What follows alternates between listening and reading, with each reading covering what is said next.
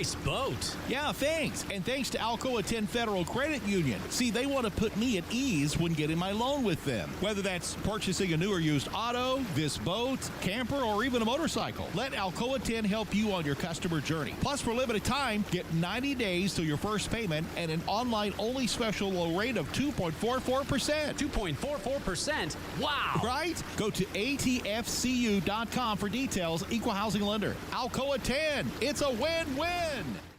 JC's Tree and Landscaping Service specializes in quality tree work done at an affordable price. Trimming and removing trees are their specialty. They also offer other services like land clearing, stump grinding, crane services, and all of your basic landscaping needs for both commercial and residential. JC's will give you a free estimate and beat any written quote by a competitor to guarantee that you get the lowest price around. Don't risk your land with a fly-by-night service. JC's Tree and Landscaping is licensed and insured. Give them a call at 865-599-3799. Deep down the middle's got his man, and he's gone. Jason Swain, touchdown. It's time for the Swain event. Guess what time it is? My time. You can check your iPhone. Better say it's our time. With your host, Jason Swain. My man. Real sports talk for the real sports fan. All you chumps are gonna bow when I whoop him. It's time for the Swain event, fueled by Dead End Barbecue. Give me 2 pounds and a Rick Bell.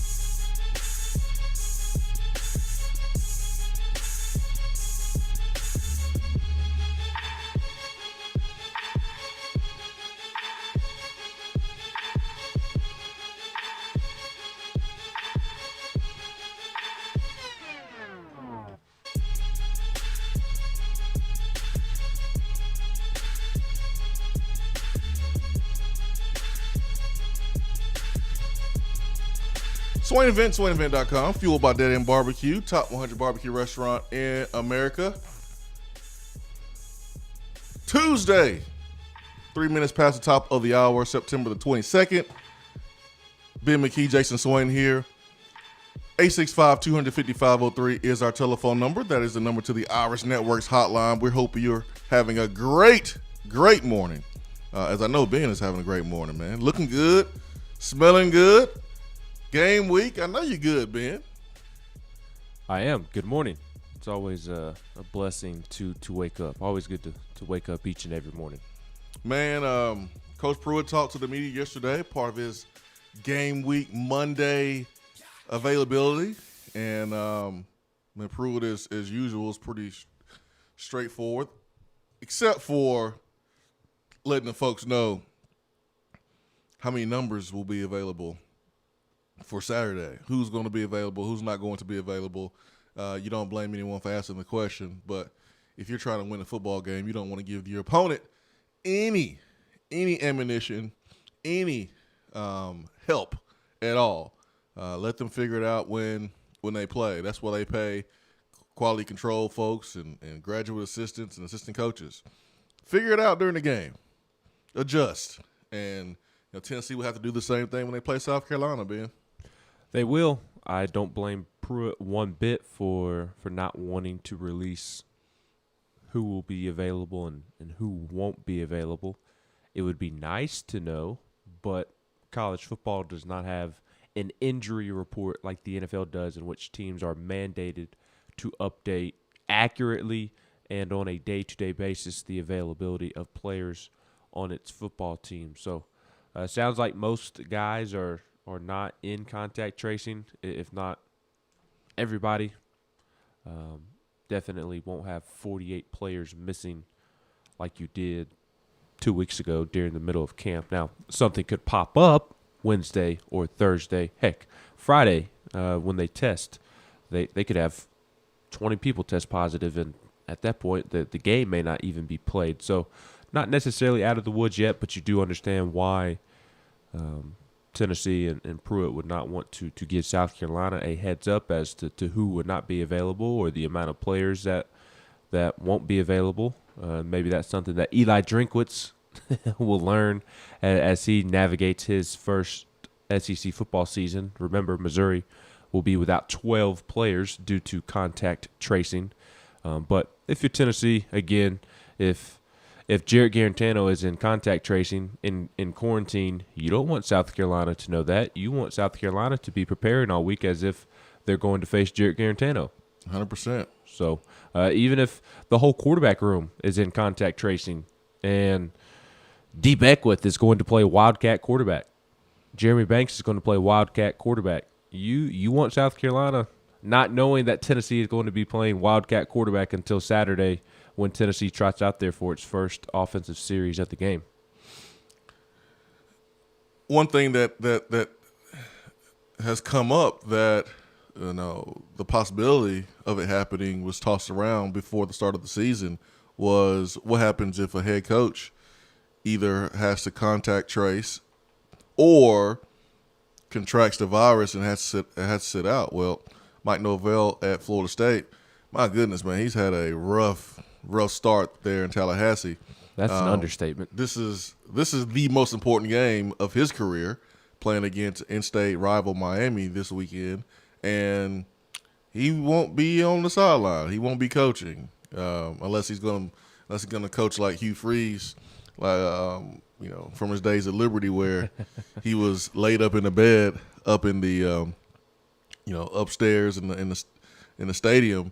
Coaching like he was at the dentist. Maybe Mike Norvell does that, man. You give him a room, let him quarantine by himself, and you give him a headset. You let him call plays and let him coach from up top. Maybe you do that, but he will not be on the sideline because he has to isolate because of COVID. And knowing a competitor like Mike Norvell, I think it'd be hard to kind of keep him away from the stadium.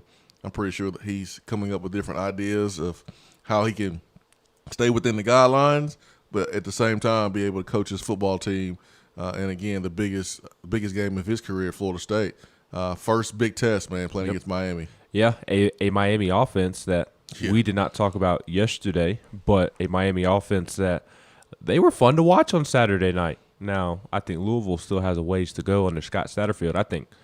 I think both of those coaches in that football game are going to have their respective programs going, firing on all cylinders here at some point. I really like Scott Satterfield at Louisville, and I like Manny Diaz, and I think he knocked the Rhett Lashley hire out of the park. And Miami's offense was fun to watch. I don't know if Miami's back, but I do know their offense with De'Aaron King is fun to watch, and they're tight end. Breon Turner, I believe that's his name. I don't know. His tight end is really good, really fun to watch it as well. But if Jeremy Pruitt were to contact COVID at any point this season, he has said that it would likely be T. Martin. He didn't flat out say that it would be T. Martin, but he brought up the fact immediately when he was asked that T. Martin is the interim head coach or the associate head coach. Yes, sorry. The associate head coach and would slide into the role of playing head coach if Jeremy Pruitt were not able to coach because of COVID. And Pruitt also mentioned that there are a bunch of guys on staff that could do it. Jim Chaney is one, and that is when Pruitt brought out the joke about Jim Chaney being 1-0 in his Tennessee career, and Chaney probably not wanting to risk losing that 1-0 record because he's the winningest head coach in Tennessee football history. Derek Take that, Ansley, Nealon. Derek Ansley could do it if they needed him to. Derek Ansley's a future head coach. So they've got options, but it would be T. Martin. Move over. We need a lot of metal. We have to make a Jim Chaney statue right in front of Neyland Stadium. Move over. Move over. It's going to be the Neyland Chaney Stadium. Kind of like Brian Denny. It's going to be Thompson Bowling. It's going to be Neyland Chaney. Kind of has a ring to it. Hey, man, we playing at the NC today. The NC. We playing at the NC today. People refer to the Thompson Bowling Arena as the Tommy Bowl. And traditionalists don't like that, but you'll be okay. You'll be okay. Coach Pruitt, a lot that we can discuss today, a lot that we will discuss today as Tennessee is preparing for South Carolina. For some reason, there was like an announcement of who the starting quarterback is going to be for Tennessee. You just wasted a notification on my phone. I mean, what is this? Yeah, that happened multiple times yesterday on my phone. Like, what y'all doing on my phone, man? Y'all wasting my battery. I got one from Alabama about Mac Jones being the starting quarterback, and one from LSU about Miles Brennan being the starting quarterback. And I get that it was never officially announced that those guys, including JG, were the starting quarterbacks, but we all knew that they were going to be the starting quarterbacks. Yeah, the question is who's going to be the number 2. Coach Pruitt talked about that yesterday, and we'll touch on that today. Austin Price will join us here at 9:15. It is Tuesday. Swain event fueled by Dead End Barbecue. Stay with us.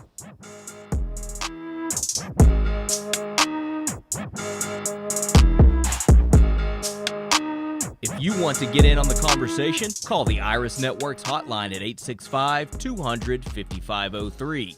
Grow your business with Iris Networks high-speed fiber internet. IrisNetworksUSA.com.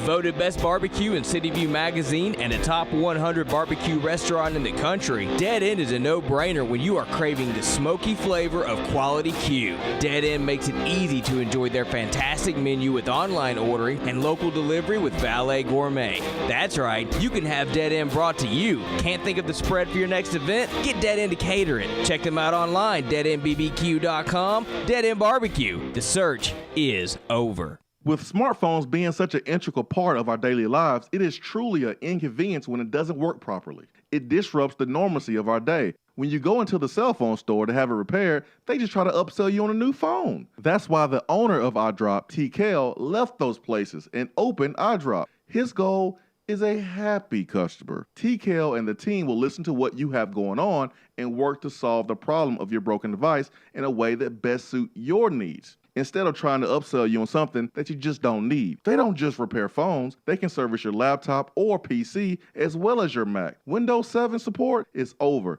but iDrop can help you transition to Windows 10. They have a 5-star rating on Google with hundreds of positive reviews. Let me say that again. I don't think y'all understand how big this is. They have a 5-star rating on Google. Their customer service really speaks for itself. So if you ever find yourself with a device that isn't performing as it should, give iDrop a call at 865-888-9740 or check them out on Facebook at iDrop of Knoxville. If man made it, they can fix it.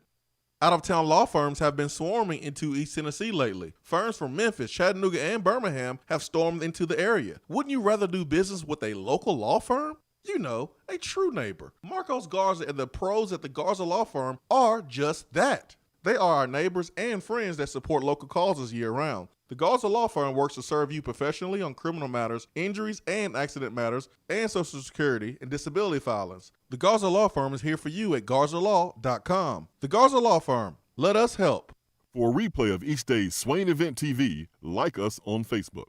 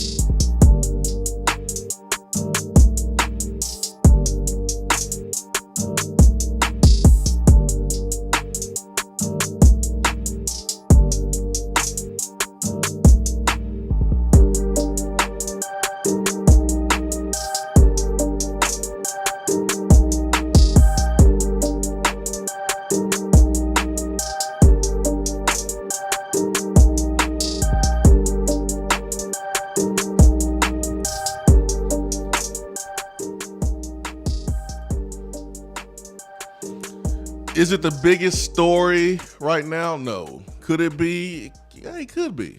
Could be. You just never know. The game of football, you look at all the injuries in the NFL. Certainly you don't want that to happen to Tennessee, so I'll knock on some wood here as I say it.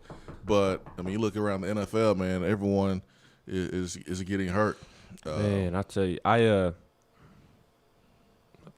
talked to my guy Kari yesterday, and he was like shocked, and he thinks it's gonna get even worse. Why is he shocked? I mean, we kind of predicted that there's summer that. Yeah, but you got to think the players aren't looking at it every single day like we are. Their heads are down. They're working constantly, and and in the NFL they had more of a regular camp than college has too. They were practicing every day. No, you're right. Testing and contact tracing every day. So, but that training, you got to think about it. March, they're supposed to be having OTAs and doing their normal workout routines, and there was a change. Remember when COVID first hit and everyone was truly locked down until we learned more about it, and that was a little bit of a change in their routine. So I understand after that initial wave and folks were like, okay, well, we're going to push forward. Then people started to work out normally, but there was a stretch right in the middle of March where there was things different, man. Yeah, and let me correct my words. He was not surprised. I said that he was. He was not surprised. I misspoke. So he was not surprised. I was surprised when he said that he thinks it's going to get worse. Oh, yeah. I mean, they didn't play, 2 games so far, and, I mean, they normally train. You have to train your body for a while, for a long time. I mean, it's months and months and months and months of preparation that goes into being able to sustain for a 16-game regular season. In some cases, guys playing 21 games if you add in the playoffs and all those things. So, or 20 games. So, I feel like guys' bodies will break down a little bit sooner. Unfortunately, that's how I see it. You have to understand that the human body is not really made to play football. So, training 100%. In a normal year, that still does not disqualify you from getting hurt. You still can get hurt.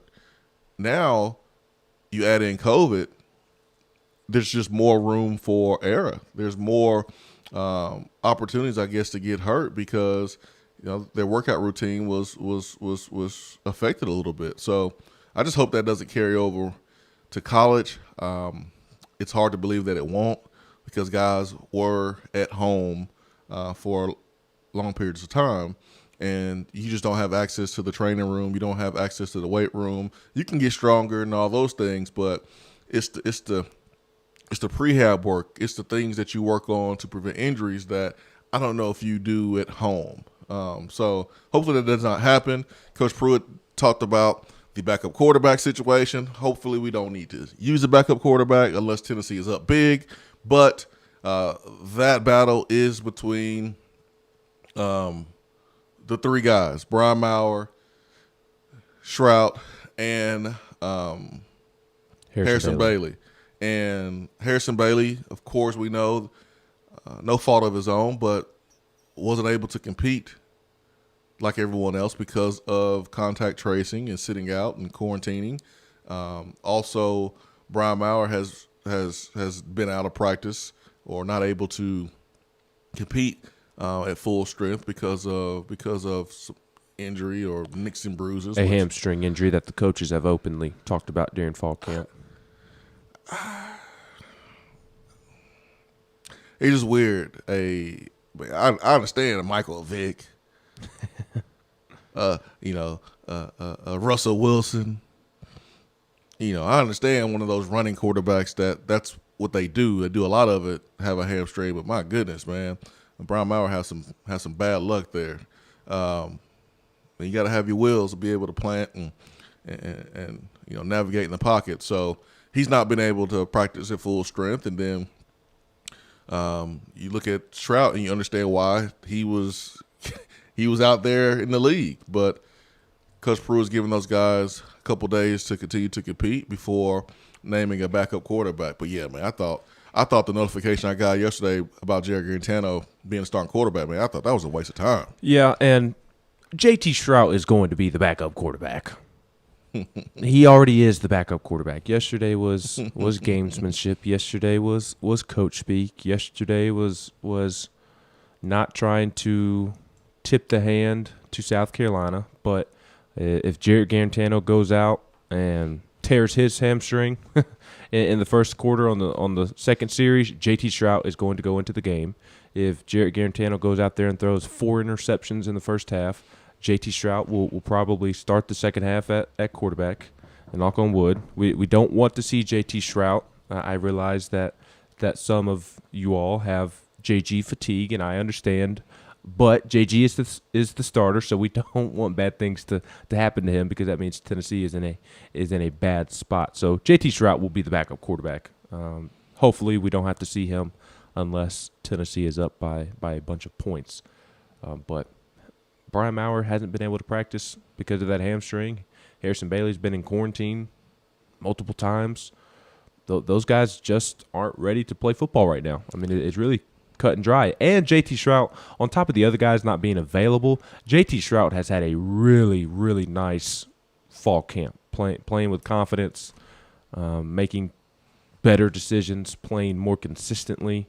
I think JT Shrout, if you needed him to, he could go in and win you a football game. Pruitt said it too yesterday. There's going to be guys that will play later in the season, that will be counted on later in the season, but they probably won't play as much in the first game just because it's not their fault, but you haven't had an opportunity to prove that you can be trusted by your coaches and teammates. And I tell the story all the time about my freshman year and how, I had a strained groin during camp.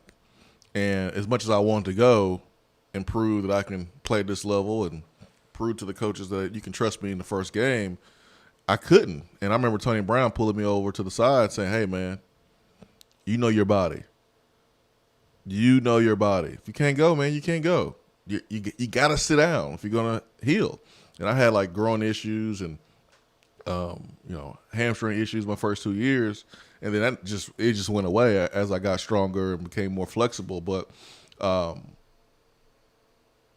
no fault of their own, they haven't had a chance to kind of prove to the coaches that they can be trusted, and they'll get that opportunity as they continue to practice, and we'll see more of those guys. So the freshmen that you were looking at to jump in and make plays early in the season, or even this game this week, you may not see that. And that just shows you how important practice is.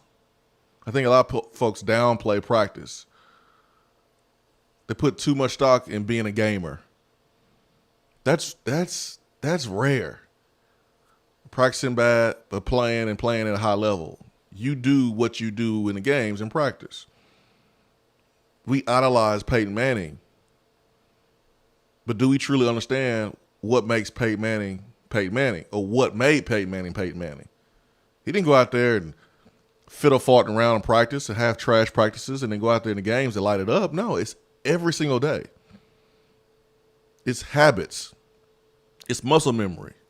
It's every single day. It's the consistency that you need. I remember a story Coach Cutt was telling us about how he went to the Colts practice one day and watched Peyton practice.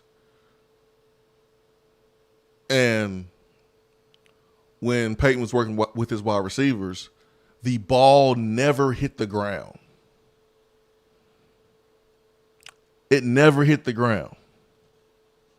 And then folks are surprised why Marvin Harrison and Peyton Manning and Reggie Wayne, Dallas Clark, and Brandon Stokely and those boys did what they did, but they did it in practice. It wasn't a surprise. They did it every single day in practice. And so throw this mindset of, well, maybe he's just a gamer. Well, maybe. Every once in a while you may see that. But most of the time, and I'm talking about like 90% or better, you play how you practice. Simple as that. There's no shortcuts. There's no shortcuts. And so Pruitt, letting that be known, you may not have caught that, but I caught it. Yeah. That you're gonna play when you show that you can practice at a high level. And whether it's your fault or not your fault, if you don't practice at a high level, we're not putting you in. And when you're ready, we'll be ready. That's the way it works. And that's the way it always will work. And should work. Exactly. You striking out in practice, but we're going to put you in the game. We're going to put you in DH at the most critical moment in the baseball game, but you out here striking out in practice? No. Yeah, right. We ain't putting you in. We ain't putting you in. We're going to trust you. We don't even trust you to bunt. You can't make any contact with the ball. No. Yeah. You can't make a shot in practice. You don't put up enough shots during the week in practice. You don't show the coaches that you put in the work to make 3-pointers, but now you want to shoot 10 a game in the games? No. It doesn't work that way at all. It's why there was hesitation to move on from Jarrett Garantano last year, because there was not a lot of stock in the backups at the time based off of what they were doing in practice. Man, have you seen like a guy like a Ray Allen or Steph Curry or a great shooter talk about like their shooting routine and like how many they have to make in a row or how many they have to make out of 10 to be able to move on to the next spot? Like their shooting routine is ridiculous. Like they'll shoot 30 straight shots without a miss. And then we wonder why they're one of the best 3-point shooters in the league or in the country, in college, because they put the work in. But you don't see that work. All you see is the game. So understand, expect you do in the games what you do in practice. Simple as that. And freshmen don't understand that completely yet, because in high school you are allowed to chill in practice. I mean, you're gonna play both ways. There's no reason into running you into the ground in practice because you're better than everybody else. You're just gonna hurt everybody else's feelings anyways. There's no reason to run you into the ground in practice in your high school. So we save you for the games. And you play both ways. You're gonna play offense, you're gonna play defense, you're gonna play special teams. And so what happens is you get a little spoiled because you don't know how to practice. Unless you go to a De La Salle, unless you go to a school like St. Thomas Aquinas down in Fort Lauderdale, unless you go to a powerhouse high school where they're putting out 6, 7, 8, 10 D1 players each and every year. But most times, you're the guy. Mm-hmm. You're the guy at your school. You're the Todd Kelly Jr. You're the guy. You're the Tyler Baring. You may have a few, but you ain't putting out 7 to 10 guys per year at your high school. And in those cases, you don't understand how to practice at a high level yet because there's not much competition. So freshmen don't really understand that yet. But they will. They will. 865-255-03. We have Around the SEC coming up. Good to be back in the Low T Center studio. Man, Hiller, told y'all yesterday, great work. Had a plumbing issue. We got that resolved quick, fast, and in a hurry. Has been no issues since. So big thanks to Hiller. Shout out to Hiller Plumbing, Heating, Cooling, and Electrical. We will take our bottom of the hour break and come back with Around the SEC. Stay with us.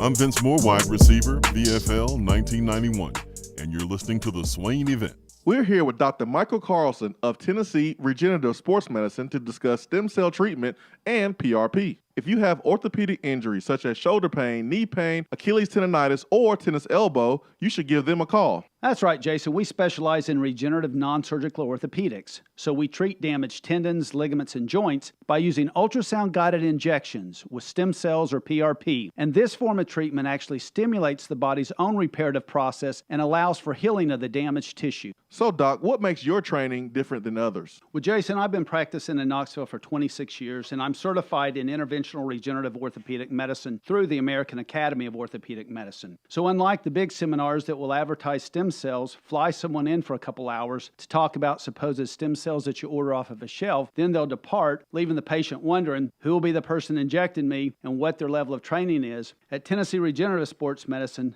I'm the one doing the procedure, and we're using your own bone marrow stem cells or PRP. So in other words, it comes from you and it goes back to you. So you know exactly what you're getting and know exactly the level of training involved. Tennessee Regenerative Sports Medicine, trsportsmedicine.com. East Tennessee's leader in PRP and stem cell therapy. If you're coming to Knoxville and need a place to stay, do yourself a favor and book a room at Hampton Inn Paper Mill, also known as the Hampton on the Hill. This award-winning property is literally in the top 5% of all Hampton Inn properties. The GM, Stephen Lawrence, is a good old local boy who grew up in the business around Knoxville. He and his staff are always available, always willing to help, and will go above and beyond for their guests. The newest Hampton Inn in Knoxville has clean, affordable rooms, flat screens, fridges, and microwaves in every room. Plus, breakfast is included in every rate. Not to mention, there's also a pool and fitness center on site. If it wasn't so close to amazing restaurants, bars, and shopping, you would never want to leave. At only 6 miles from campus, you're still right in where the big orange action is. Go to HamptonInn.com, search Knoxville, and book your room at the Hampton Inn Paper Mill, or call 865-693-5400. When I made the move to my own studio, I was worried about this. I was worried about that. I was worried about, hey, did I get this piece of equipment? Did I get that piece of equipment? Does that sound good? Does that not sound good? One thing I didn't have to worry about, that was office furniture, because Office Furniture Outfitters met my furniture needs. With a 50,000 square foot facility, they have East Tennessee's largest selection and are the best value for new and used office furniture. Located in Knoxville, it's easy to find everything you need for your new space, including desks, file cabinets, chairs, conference tables, and more. Office Furniture Outfitters is turnkey. They came to my place, we mapped everything out that was needed, they delivered, and get this, set everything up. To learn more about what Office Furniture Outfitters can do for you, log on to OFOKnox.com. That's OFOKnox.com.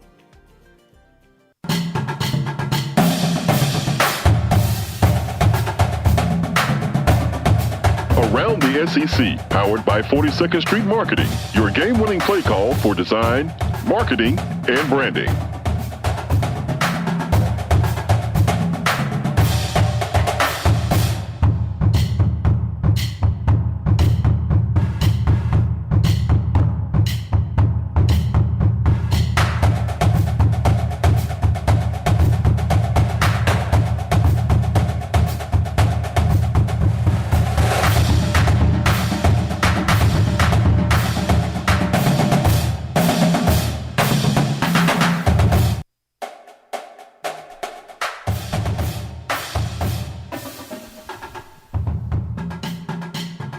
All right, it's time for Around the SEC this morning. 865-255-03 is the number to the Irish Networks hotline this morning. 90 days, no payment for business internet. Ben McKee, Jason Swain here. Hour one is brought to you by Hiller Plumbing, Heating, Cooling, and Electrical. HappyHiller.com. All right, Ben, what do we have for Around the SEC today? Oh, we have lots and lots and lots to talk about. Monday is the day for information around the SEC, especially week one of the season, because coaches hold their press conferences each and every Monday at noon. So there were lots of information to trickle out from those press conferences. We will start with the quarterbacks, as we already talked about earlier in the show. Our phones were sending us useless notifications telling us things that we already knew. Wasting time. Like Jarrett Garantano being Tennessee's starting quarterback, Mac Jones being Alabama's starting quarterback, Mike Leach saying that I expect KJ Costello to start. Really?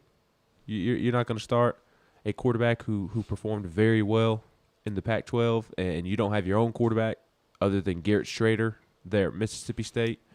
I guess you think he's fooling somebody. I guess. And then you also had LSU saying that Miles Brennan was going to start. We already knew all that was going to happen.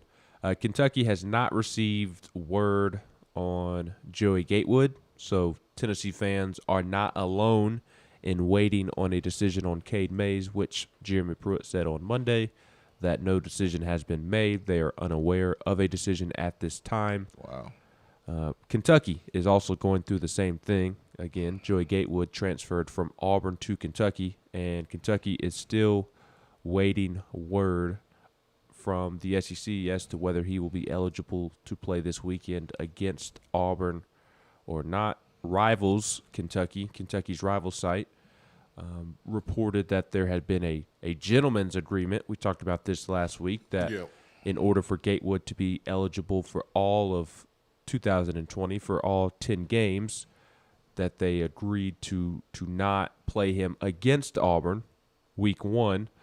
Mark Stoops declined to comment or disagreed with that report, saying that there was no agreement, no gentleman's agreement. I'm waiting to hear back from the league because it's an SEC to SEC school transfer, so we're waiting to hear back from them. So he did not say that there was a gentleman's agreement, but Rivals came back out and said that they stand by their reporting. So maybe there was a gentleman's agreement. Obviously, Mark Stoops is not going to acknowledge that publicly. He didn't say no. We'll see if Joey Gatewood We'll see if Joey Gatewood plays this weekend against Auburn, and if he doesn't, does he play week 2? Whoever Kentucky is playing next Saturday, that will be very telling. Kentucky also has decided to rotate the number 22 on defense. I thought that this was pretty cool. They are rotating the number 22 in honor of senior linebacker Chris Oates.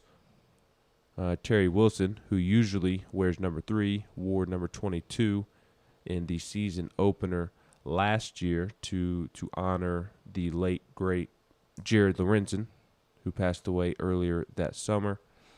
This season, different Wildcats will wear number 22 for a different reason, in a show of support for Kentucky linebacker Chris Oates, who was hospitalized back in May with an undisclosed medical issue. He will not be playing this season, so Kentucky linebackers are going to rotate that number 22 to honor him. DeAndre Square will wear it this weekend against Auburn, so I thought that was pretty cool. Something that Kentucky is doing. And then there are 2 big injuries to discuss. Mississippi State will be without Alabama graduate transfer Scott Lashley for the 2020 season due to injury. It did not specify the injury, but he'll be out with injury. He was a grad transfer from Alabama who was expected to start for Mike Leach at Mississippi State, so that's a big loss. Pass happy Mike Leach, man. Losing an offensive lineman, that's pretty big. Yes, especially a starting offensive lineman. And then Ronald Williams, a corner for Alabama. Not a starting corner, but somebody who was going to receive snaps or receive reps. He suffered a broken arm and will not be able to play this weekend against Missouri. Nick Saban said that he fractured his arm in practice about a week ago, so we know he's out for the game. But other than that, we don't have anybody who's out for sure. But we're testing every day, so that's kind of an ongoing process as to how that goes. All right, man. It's good stuff right there for around the SEC today. 865-255-03 is our telephone number. So, Ben, what kind of phone do you have? An iPhone. I have an iPhone too. I'm team iPhone. Blue messages only. So, and I have an Apple Watch, and one of the things I hate is when I get like a text message and it doesn't show up on my computer, on my iMessage, because it comes from someone with a Droid. And it's just so much easier to respond to a text message on the computer than to type on the phone. But I don't see it on iMessage because someone's having a Droid. So I get on the phone and you see that big, ugly, green box with text inside of it. And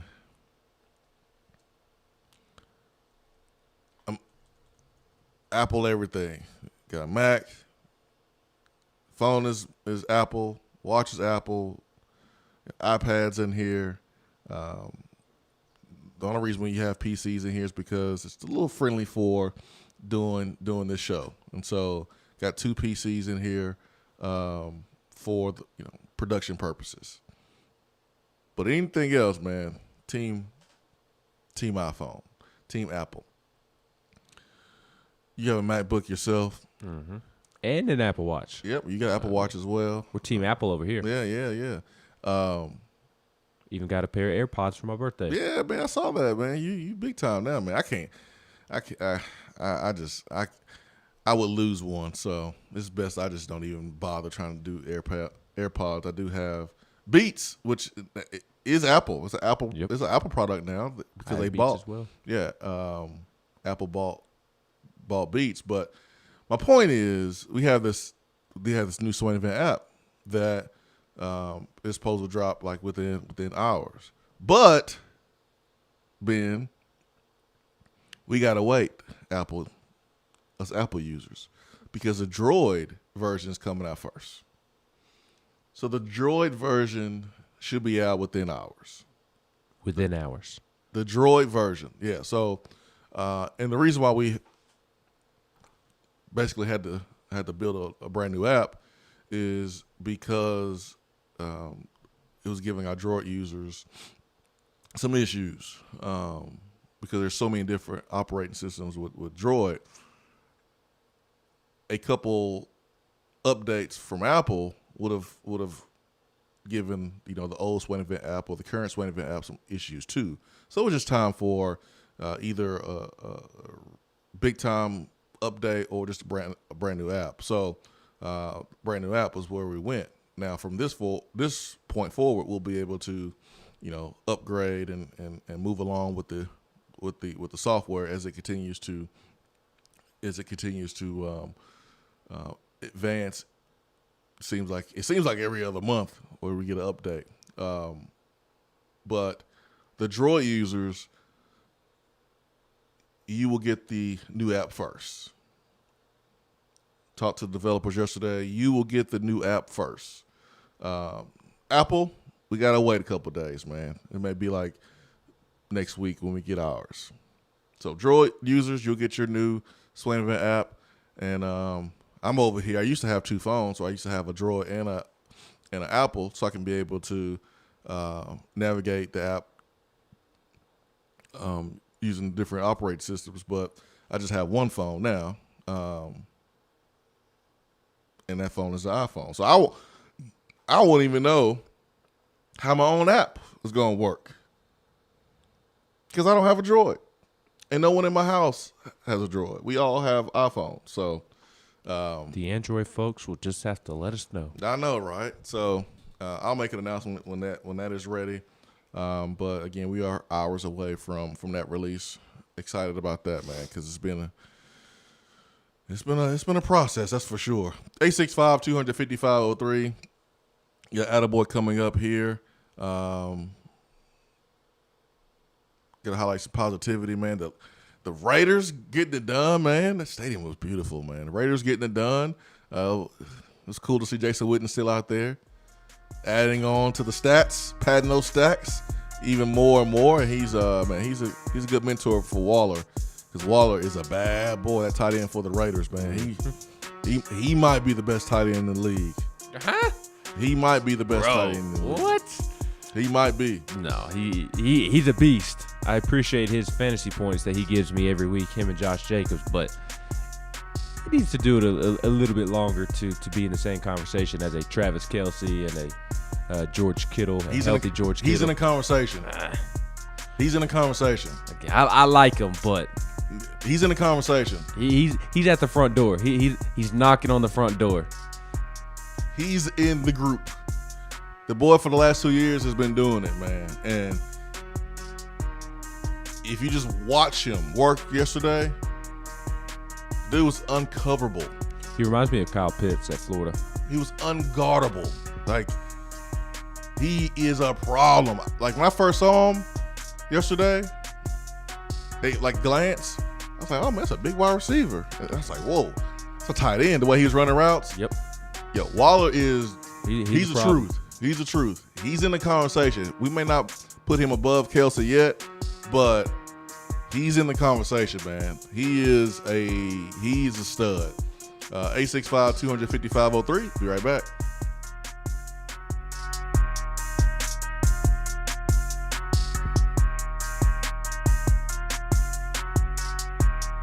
At work, can't call in? Don't feel bad. You can talk to the guys on the text box. It's part of the free Swain event app.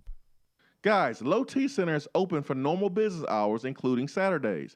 Their goal is to help you be the best and healthiest version of you. And right now, if you are concerned with social distancing, Low T Center can help with at-home treatment options for current patients. And they also have great options for new patients too. At Low T Center, they make it quick and easy to take care of your health.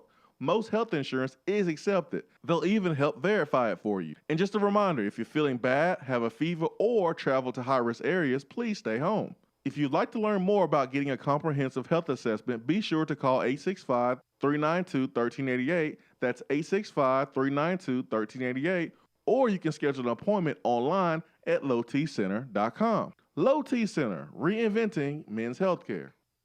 Talking to a mortgage lender is scary stuff to a lot of people. However, I promise it's not scary at all, and it will be the best decision you make in starting the home buying process. If you like peace of mind and having a plan ready, then call me, Jennifer Morris, with Keller Williams Realty, 865-257-7897, or email me at jennifermorris865@gmail.com. I'll get you in touch with the right lender and help you get set up for success.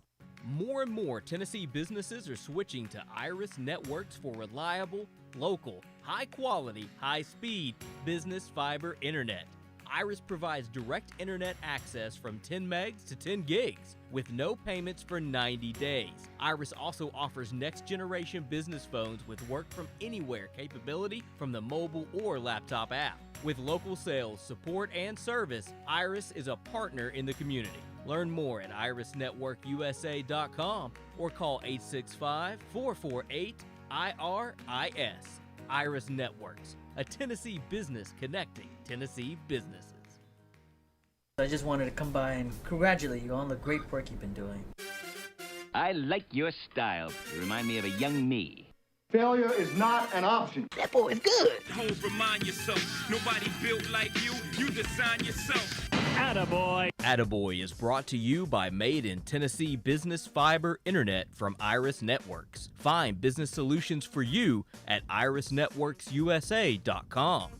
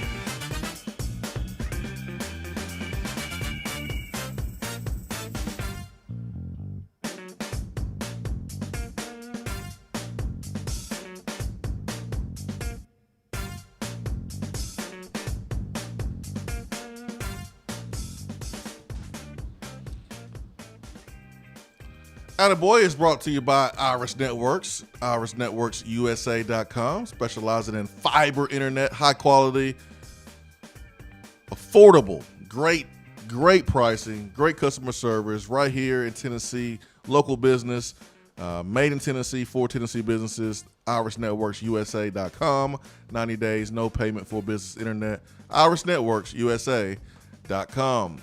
It's time for Attaboy, Ben. What do you got over there? I have a pair of attaboys. We're talking NASCAR and we're talking hockey. on September 22nd, Let's Tuesday of game week. Let's do it. NASCAR and hockey, week 1 of SEC football season on a Tuesday. We're talking hockey and NASCAR. We'll start in Nashville, where I am giving Roman Josi, the Predators defenseman, an attaboy because he has been named the best defenseman in the NHL. He won the Norris Trophy on Monday evening, which the Norris Trophy is given to the best defenseman in the NHL, and he is the first Predators player to win the award, which is pretty remarkable when you think about some of the defenders that the Preds have had over the years, most notably Shea Weber, who was in the running multiple years, but Roman Josi becomes the first to win the award. He had an NHL career high in goals, assists, and points in 69 games. Nice. He was second in the NHL among defensemen in each category, and his assists and points were the most by a defenseman in Nashville history. He was third in the NHL in average ice time per game at 25 minutes and 47 seconds, and he scored 23 power play points and led the Predators with 108 blocked shots and a plus 22 rating. So big attaboy to Roman Josi. You always love to see your favorite team have players that receive national recognition and win awards. It's always really cool to see, especially when they're a small market team, like the Grizzlies winning Rookie of the Year with Ja Morant, the Preds winning the Norris Trophy with Roman Josi. Always fun to see a small market team, especially when it's your favorite team, win these type of awards because they are significant awards. The other attaboy goes to Michael Jordan and Denny Hamlin, who is teaming up to field a NASCAR Cup car, start a NASCAR team, and Bubba Wallace is going to be the driver, marking a high-profile pairing of a black majority team owner and the only black driver at NASCAR's top level. The partnership was announced Monday night in coordinated social media posts by Michael Jordan and Denny Hamlin, or I should say by the Jordan brand, not Michael Jordan himself, by Jordan and Hamlin, with Wallace adding his own comment. The post showed a picture of Jordan alongside a fire suit-clad Hamlin in a motorhome at a racetrack. And the reason that Denny Hamlin is involved is because Denny Hamlin is the only NASCAR driver to be sponsored by Jordan. Michael Jordan, in his statement, said that historically NASCAR has struggled with diversity and there have been few black owners. The timing seemed perfect as NASCAR is evolving and embracing social change more and more. Jordan becomes the first black principal owner of a full-time Cup team since Hall of Famer Wendell Scott drove his own race car in 495 races from 1961 to 1973. He won at the Jacksonville 200 in 1964, and it is the only win by a black driver in Cup history. Michael Jordan, who earlier this year pledged $100 million over 10 years for initiatives combating systemic racism, said the move into NASCAR is another step toward racial equality, saying that I see this as a chance to educate a new audience and open more opportunities for black people in racing. So this is very cool that Michael Jordan and Denny Hamlin are teaming up to put a team together, and Bubba Wallace, who left Richard Petty Racing, will be the driver of their car. So super pumped to see how this is and how this turns out. And kudos to Michael Jordan. He deserves a bigger attaboy as well, Swaino, because there's not a lot of criticism that you can give Michael Jordan, especially on the court, obviously. But one of the small talking points with MJ from the African-American community sometimes is that he has not stood up and maybe voiced his opinion or used his platform. He didn't as a player. He didn't as a player. That's the difference between him and LeBron. Yes, and he deserves an attaboy in my opinion because over the last couple of months he has really stepped up, and you've seen him. He's giving back. He's taking initiative to advocate for change. So I think Michael Jordan deserves an attaboy for putting a race team together to try and help bring more diversity to the sport of NASCAR, and also for what he's done with the donating $100 million over 10 years as well to fight systemic racism as well. How about Major League Baseball, man? They announced this, I want to say, a day or two ago. Major League Baseball and the MLB Players Association committed $10 million to help fund programs from the Players Alliance, made up of more than 100 active and former Major League players, aimed to increase Black American participation in all levels of baseball. So that's big. Baseball stepping forward, too. We understand that just in some areas you're just not going to see baseball being played. And so it takes an extra effort to promote the game in certain areas where, all you need is a basketball and a milk carton crate. You can play some hoops. And if you're fortunate, if you get a good job, you'll get a real cheap basketball goal. But I remember playing on a milk carton crate nailed to the telephone pole. I remember playing with that in Illinois as a youngster. So that's big time to see, resources be poured into, developing the game of baseball. Yeah, because that's the biggest issue, in my opinion, and really for all youngsters is, like you just said, if you want to play basketball, I mean, you can have a basketball and a milk carton and be good to go. Same with football. You can go out in the backyard and one of your friends has a football and you're good to go. Baseball, you have to have a bat, you have to have a glove, you have to have a ball, you have to obviously have baseball pants and socks and all this other stuff that comes with it. And bats and gloves have gotten to the point to where if you're going to get a half decent quality glove or bat, I mean, it's expensive. Yeah. It is expensive, and baseball, like basketball has become so important that you play travel ball, AAU ball, and that you don't only play during high school. If you really want to progress and get better, you have to play baseball a ton. It's such a sport that is built on repetitions, and the only way you get the correct amount of repetitions is by playing game after game after game, and you have to play travel ball. You have to, and travel ball is so expensive.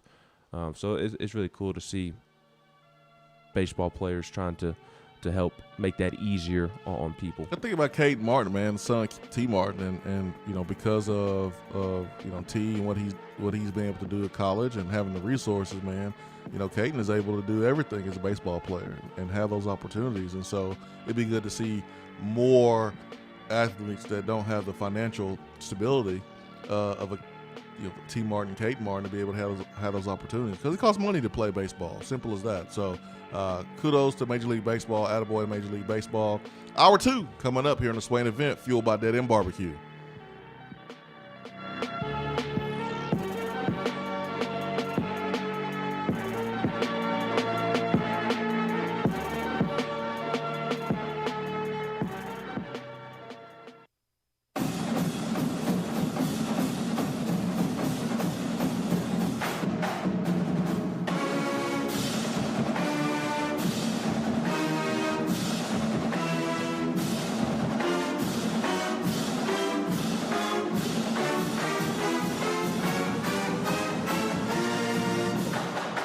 While the players are gearing up for the gridiron, it's time for you to get geared up at Alumni Hall. Find the best selection of Nike, Nike Golf, Peter Millar, and all of those retro logos you love. And the 2 for $28 t-shirt deal?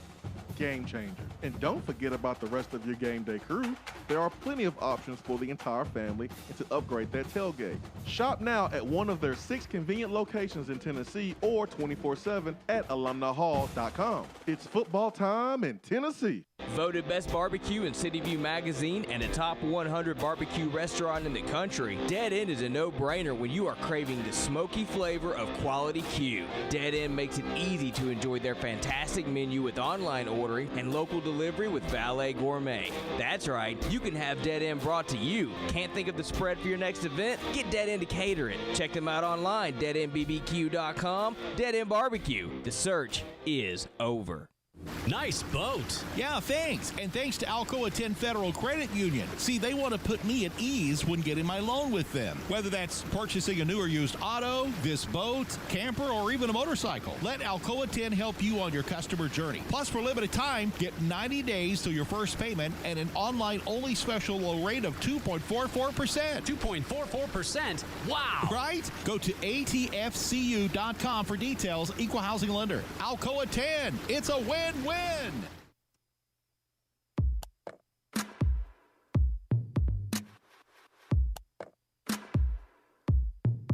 Touchdown or Turnover is backed by Alcoa 10 Federal Credit Union, a place where you belong.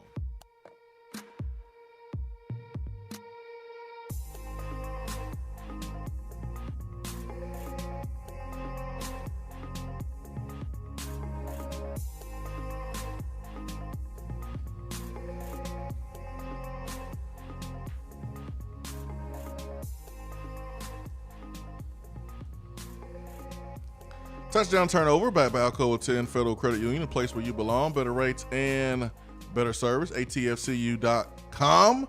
Ben McKee, Jason Swain here. Raiders, Saints 1-1. Saints offense not the same. Does not look the same. Drew Brees was contemplating retirement after last season and decided to come back and play. They paid Taysom Hill. They paid him. They brought in Jameis Winston.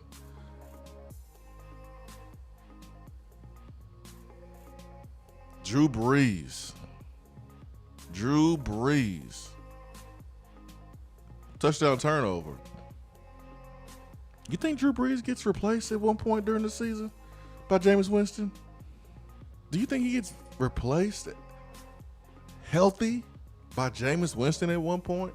Now they were without their best receiver, the best receiver in the NFL right now, Michael Thomas, and so you got to take that into consideration. But Drew Brees hasn't been himself. I mean, he's 41 years old, man. You got to understand that. It was shocking to see Peyton Manning kind of drop off the way he did, but understand these are humans that we're talking about. So it's not like you expect these guys to play at a high level for a long period of time. He is 41, so. Do you think at some point this season, Jameis Winston gets the nod? Not over a healthy Drew Brees. I say turnover. I think a declining Drew Brees is still better than a 30 interception in one season Jameis Winston. Now, there's no guarantee that he comes in and does the same thing. Maybe he's already learned something in New Orleans during his time with Sean Payton and Drew Brees that will allow a light bulb to go off in his head and not be part of the 30-30 club anymore as an NFL quarterback. 30 touchdowns and 30 interceptions.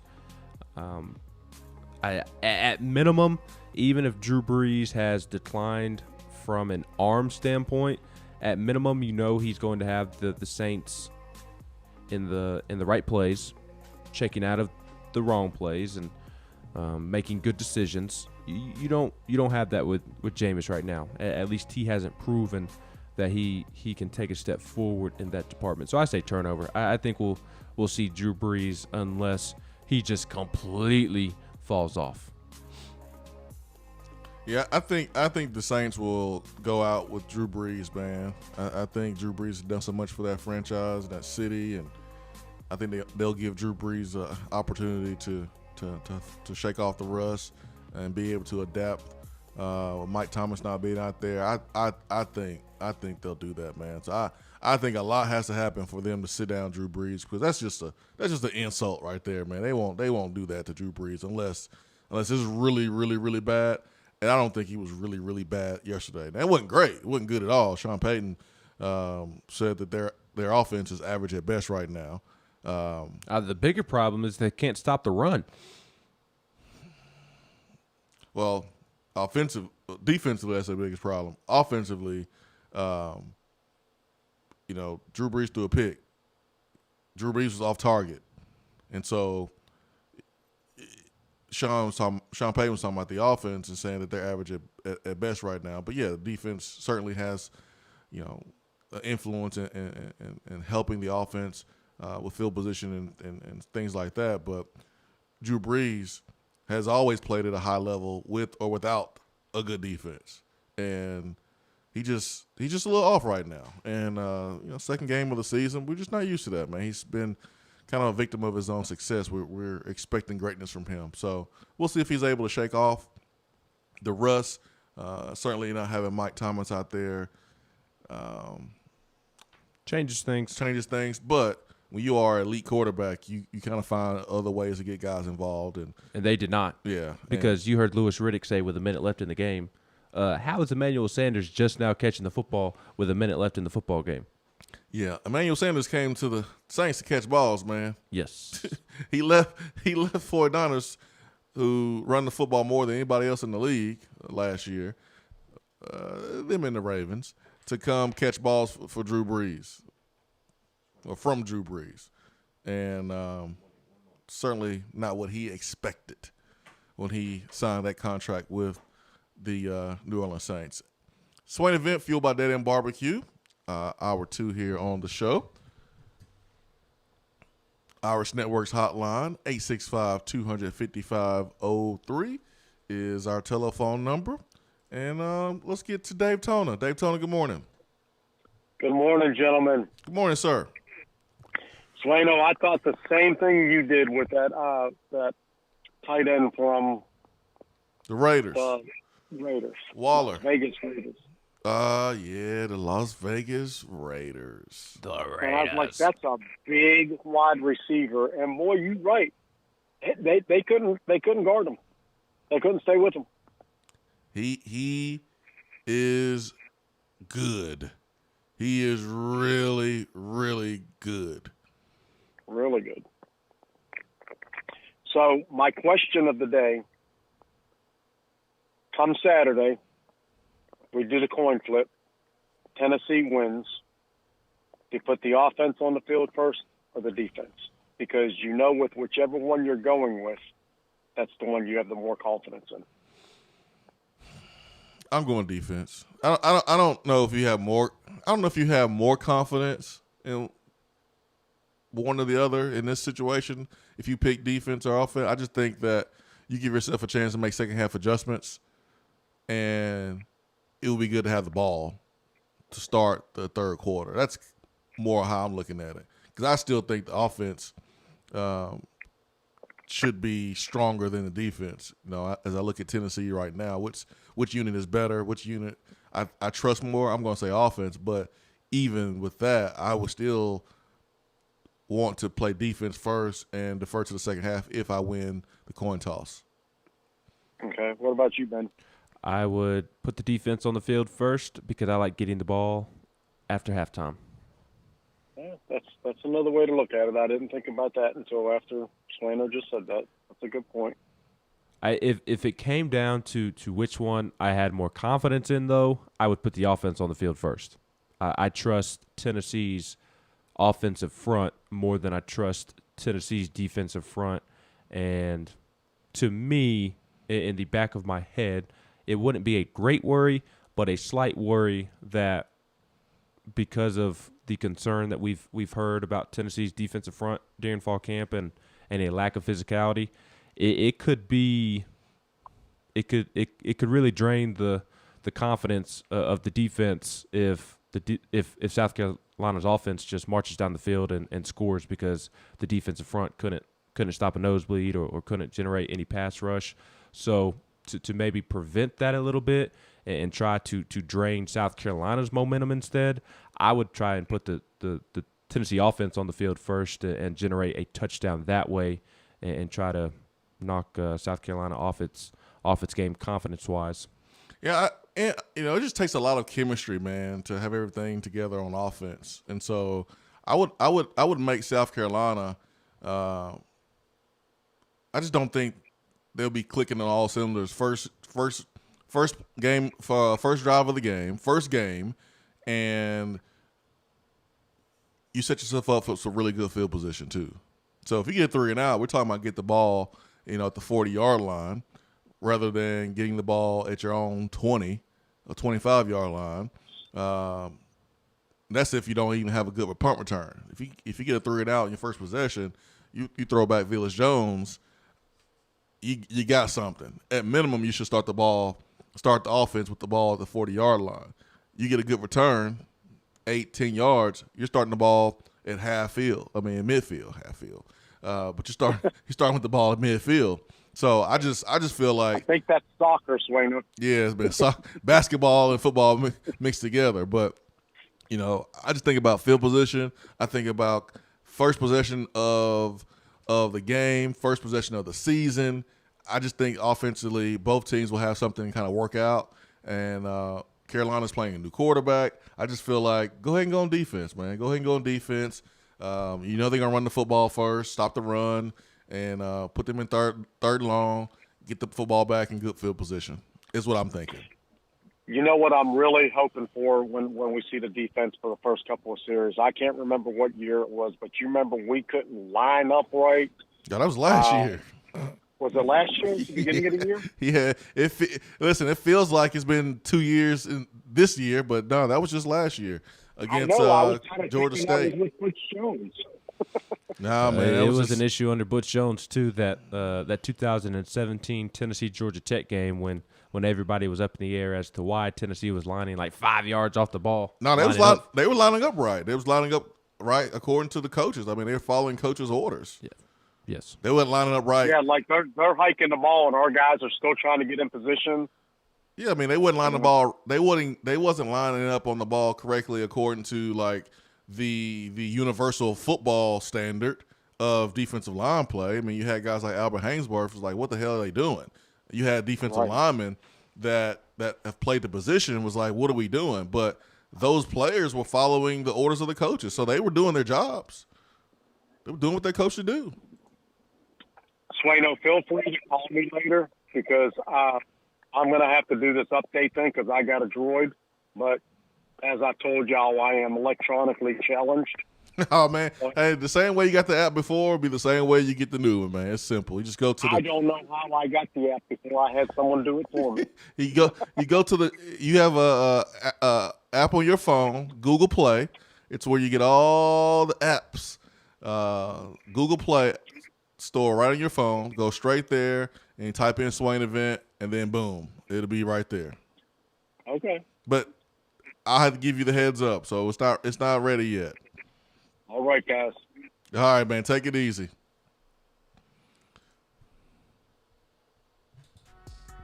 It's real simple. Real simple. When I get the heads up, you will get the heads up. I feel like everybody wants to take the ball first. I like getting the ball after halftime. I think there are situations where you want the ball first. I think there are situations, but I just think in this one, I go defense first. I would too. I just like if you get the ball to start the second half, it can work in two ways for you. If you are trailing by a touchdown or a field goal or even 2 touchdowns at halftime, you can cut that score in half immediately. If you go down the field and score a touchdown. Or if you're up by a touchdown or up by 10 to 14 points at halftime, you can just kill all the momentum right there to start the third quarter. I mean, you can almost put a team away to start the third quarter. I know there's a lot of game left after that, but if you're up 14 on South Carolina at halftime and you come out and you score a touchdown to go up 21 points before they've even touched the football in the second half, that's a huge momentum swing. If I'm Carolina, I want the ball first. Tennessee has not started fast in the last 2 years, and so I'm taking strikes. I'm being aggressive if I'm South Carolina. But will they do what I suggest they should do? I mean, they've seen the same Tennessee team that I've seen. But if you're Tennessee, you say, all right, man, new quarterback, first game. Let's get a good kickoff. Force a touchback, pin them, inside their own 25, make them go drive the football, 80 yards, 75 yards, see what they can do. But I personally would go defense first. Swain event, fueled by Dead End Barbecue.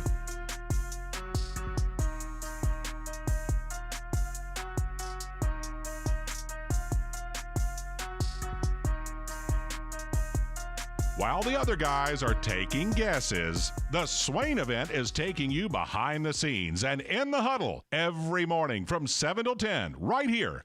Out-of-town law firms have been swarming into East Tennessee lately. Firms from Memphis, Chattanooga, and Birmingham have stormed into the area. Wouldn't you rather do business with a local law firm?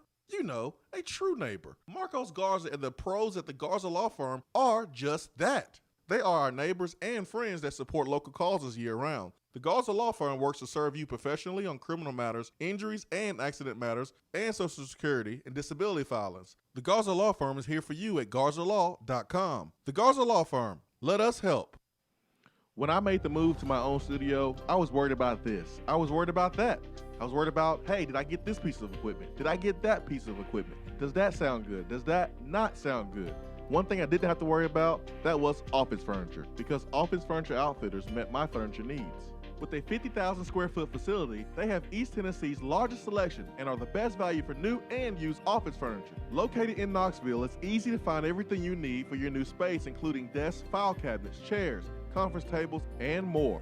Office Furniture Outfitters is turnkey. They came to my place, we mapped everything out that was needed, they delivered, and get this, set everything up. To learn more about what Office Furniture Outfitters can do for you, log on to ofonox.com. That's ofonox.com. When you see the happy face on our truck, you'll be smiling because you'll know that you're in love. At Hiller, we care about your family's comfort all year long. If you get caught without air conditioning this summer, we're offering a free service call with any repair. That's a free service call when we do the work on your HVAC system. Visit happyhiller.com to schedule your appointment today. Call the Happy Face Truck today.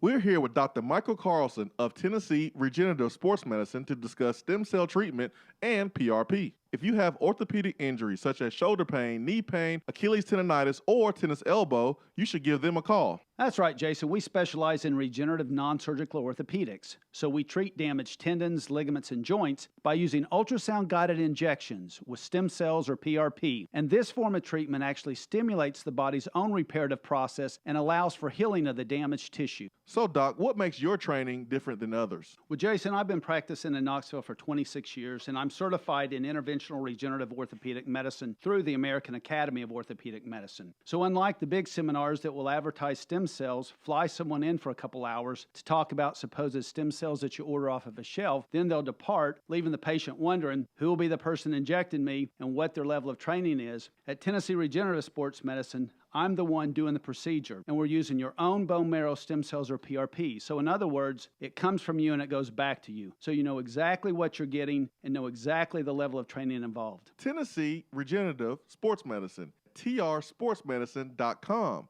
East Tennessee's leader in PRP and stem cell therapy. Do you want a custom-themed tumbler or bottle to show off your team spirit every day of the week? Well, look no further than Game Time Sidekicks. Every design has you, the fan, in mind. Their tumblers and bottles are double-walled, vacuum-insulated stainless steel, and their quality is second to none in the market. From stainless steel sippy cups to tumblers and sports bottles, Game Time Sidekicks offers something for the fan of all ages to rep their team with. They have many different logo options, so fans will have something they are proud to carry around all the time. Use promo code SWAIN at checkout to get 20% off of your entire purchase at GameTimeSidekicks.com. They also offer $5 flat rate shipping. Be sure to check out the Game Time Workshop on the website and customize your tumbler to make it one of a kind with things like your nickname, number, or initials. Game Time Sidekicks. Show your colors and carry your team. You don't have to take an L just because you can't listen to the Swain event live. You can catch up on the podcast posted daily on the app, online, and on iTunes.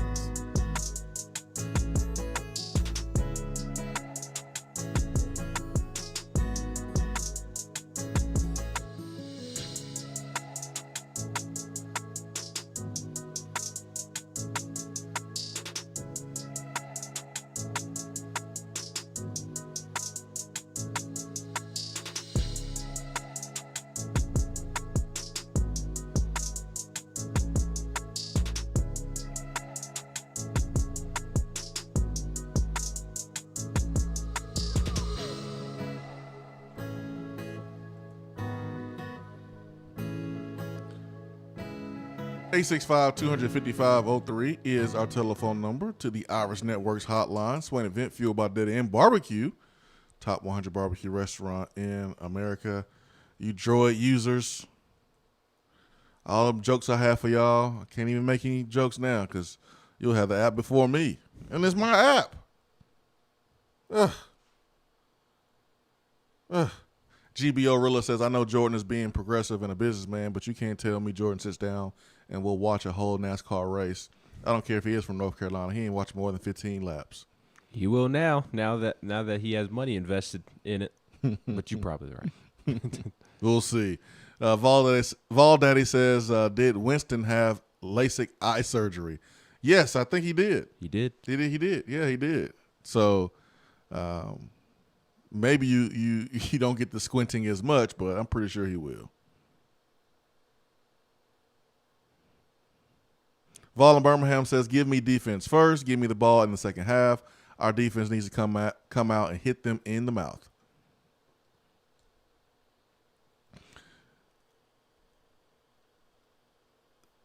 CJP for president says, isn't it more likely that the defensive line is better than last year, but still not meeting coaches' expectations? Just trying to understand all the negative press. It's hard to believe the same serviceable D-line from last year has regressed. I think you may be reading into it a little too much here, because it doesn't mean that the defensive line has regressed and this defensive line not meeting his expectations.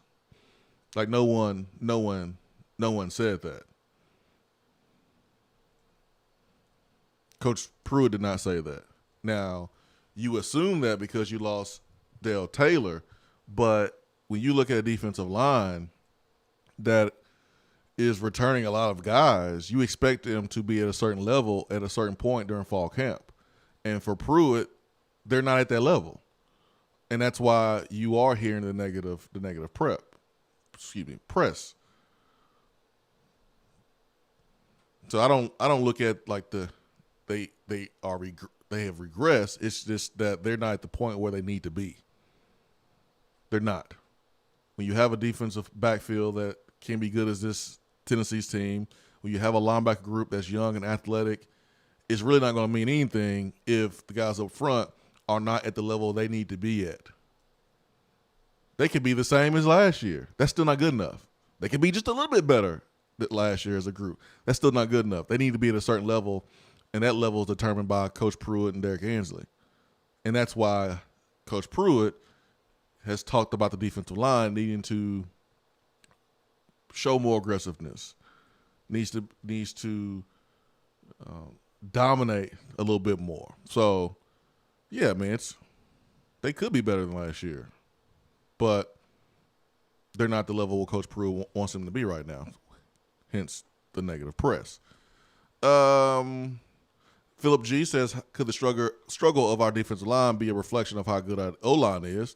They are just making them look soft. Possibly. Maybe. But I wouldn't bank on it. I don't think Pruitt makes those comments if that was the case. Yeah, I think the big issue is that Tennessee's defensive line has been missing guys. You don't have Emmett Gooden because Emmett Gooden went off and did things he shouldn't have.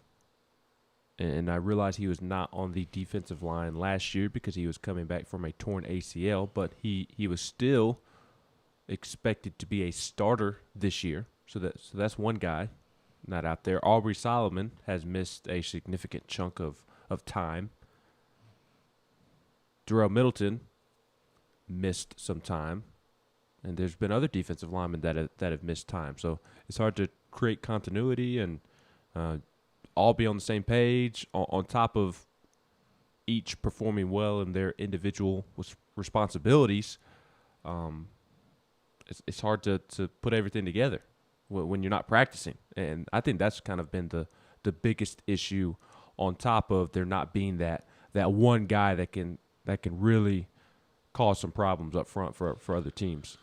Yeah, we've been asked. People have mentioned that hey, Pruitt just said what he said about the defensive line to just to motivate them and get them going. Well, yeah, that and the fact that he was telling the truth that the defensive line wasn't as physical as they needed to be, and so they have answered that challenge of being more physical. Now they just have to continue to do it and be more consistent. With the numbers not being there and these guys not having the opportunity to scrimmage as much as possible, I don't know how much I buy into the offensive line making the defensive line looking soft. You know, playing physical and getting your butt beat are two different things. Because you can still play physical and just get beat by an offensive line that's just better than you. Mm-hmm. But if you're not playing physical enough, it doesn't matter if you're winning or losing battles. Playing physical is a mindset. That's mental. And so that's what Pruitt wants. If you had that, if you had both sides being as physical as possible, but one side is winning, you don't get the comments you got from Pruitt. Just my opinion. D-Rob, what is your take on Pruitt's answer to Ben's question about if the defense front's being more physical yesterday, specifically about how he said that was a challenge a couple of weeks ago? Yeah, that's my take. Pruitt challenged his players privately. He challenged his players privately. He told us exactly what he told his players. I think sometimes we read into it and we assume that that Pruitt ran to the media to throw a challenge to them publicly. Why? Why do you, as a coach, why do you have to challenge your defensive line publicly when you can just talk to them privately and challenge them? And all Pruitt did was be honest about what he was concerned about. Mm-hmm. Again, I think we're just trying to read into this thing way too much. Pruitt's not playing mind games with his defensive line. He simply just told us when we asked him the question, and I'm talking about we, the media, when we asked him a question about concerns or asked him questions about the defensive line, he just told us what he told his defensive line and what he talked about with his defensive coaches. I think that's pretty simple. And those defensive linemen, they answer the challenge. That's usually what happens, though.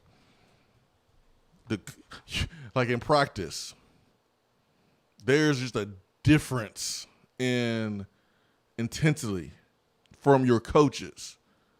When they know a group has to be better, the head coach is usually over there. So I'll give you an example. If the receivers didn't do a good job of blocking one week or we didn't catch as many balls as we should have caught, guess who's going to be in our meeting room that Monday and Tuesday? Philip Former. Guess who's going to be in our drills that week? Philip Former. There's going to be more yelling. There's going to be more screaming. There's going to be emphasis put on effort in certain drills to challenge us to improve. And I'm pretty sure that's happened with the defensive line. So Pruitt probably was like, all right, Ansley, you got the DBs for right now. I'm about to go over here with this defensive line. That's usually what happens. And I'm pretty sure that happened in the last couple days, and that's why Pruitt was able to say, yeah, man, the defense, they've answered the challenge. But now they got to do it. What's your definition of answered the better? They got the better challenge. Better. His response didn't give me better a ton of confidence going into Saturday's game, to be quite honest. He did mention that it's been a challenge, obviously, because guys have missed time, as I just spoke about. It's been a challenge to develop physically along the defensive front, and then said that we're not where we need to be yet. We have the ability, but we need to develop the mindset. That to me was not very encouraging going into game number one. It's encouraging long term. It wasn't as bad as it was a week and a half ago. Correct. But still, going up against a South Carolina offensive line that has the ability to push you around. From guard to guard, for sure. From tackle to tackle. South Carolina's coaches feel like that is going to be the strength of the team. Yeah. From guard to guard is their strength. Guard, center, guard is their strength on the offensive line. But there's also talk about their tackles being interchangeable and having 4 guys that could play tackle, which when you don't have an edge rusher established right now and your defensive line has struggled in camp, I get that Tennessee has the ability, as Coach Pruitt mentioned, but we need them this Saturday. We need them to produce and perform this Saturday, and those comments, if I'm being honest, didn't instill confidence in me. No, I'm still concerned. I'm still concerned with the defensive line. Yes.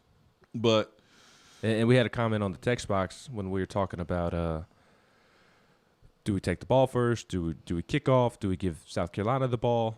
Somebody asked me if I trusted JG more than Henry To'o. Vaughn Birmingham did. Ben, you trust JG more than Henry T? No, I do not trust JG more than Henry T. But Henry T can get wiped out of the equation quickly if the defensive line is not performing. The defensive line not doing its job can really make life tough on Henry To'o in a hurry, and to where Henry To'o can't have the impact that he has the potential to have or will have. Yeah, the people in front of Henry T. Have to keep him clean. Well, the people in front of JG are more likely to help him look better than the people in front of Henry T. That's how I look at it. So we understand which player has performed at a higher level. In the last season, that's Henry T. But we understand which one is a better football player. That's Henry T. But this is football. This is not tennis where, it's an individual sport. People in front of you have to do their job.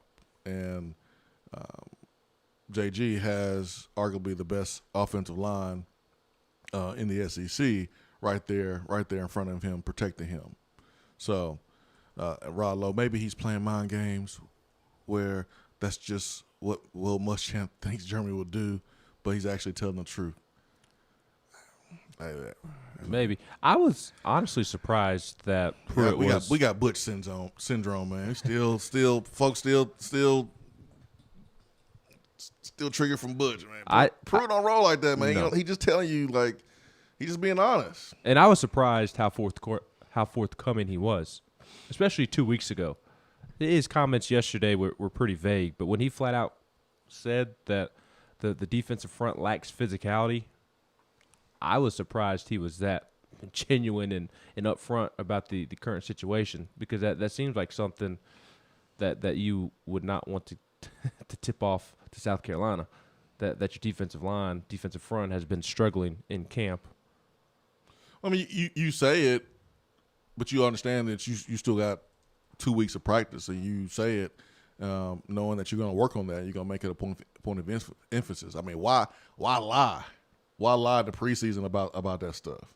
I mean, I think once the games are played, everyone will see that, okay, here's a weakness, here's a strength, and then at that point, everyone knows it, and then you hear the coaches answer questions about it. But why lie about that? I mean, I understand not sharing who's going to play, who's hurt, who's not hurt. But if you're asked a simple question in fall camp about what group is performing well and what group needs to get better, it really doesn't make any sense to lie about in that situation.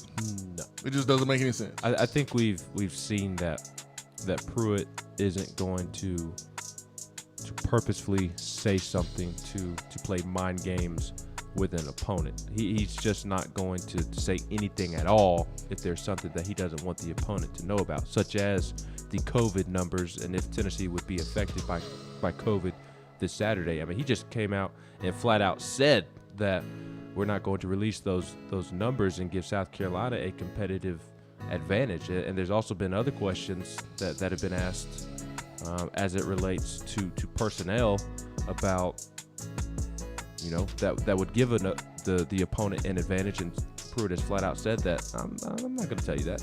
Yeah, he didn't don't want the other team knowing that. Yeah, he didn't call out individuals for playing poorly. I mean, he just talked about the unit need to be better, and they do. Now he did say he felt good about every position on the football field though.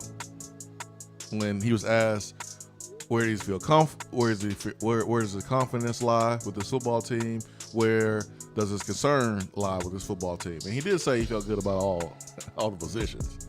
So we'll see. 865-255-03. Be right back.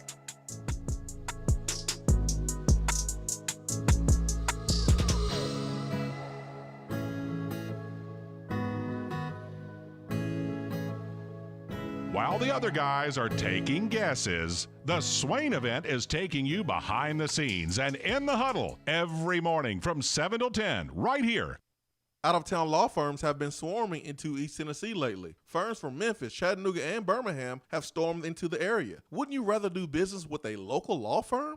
You know, a true neighbor. Marcos Garza and the pros at the Garza Law Firm are just that. They are our neighbors and friends that support local causes year-round. The Garza Law Firm works to serve you professionally on criminal matters, injuries and accident matters, and Social Security and disability filings. The Garza Law Firm is here for you at GarzaLaw.com. The Garza Law Firm. Let us help.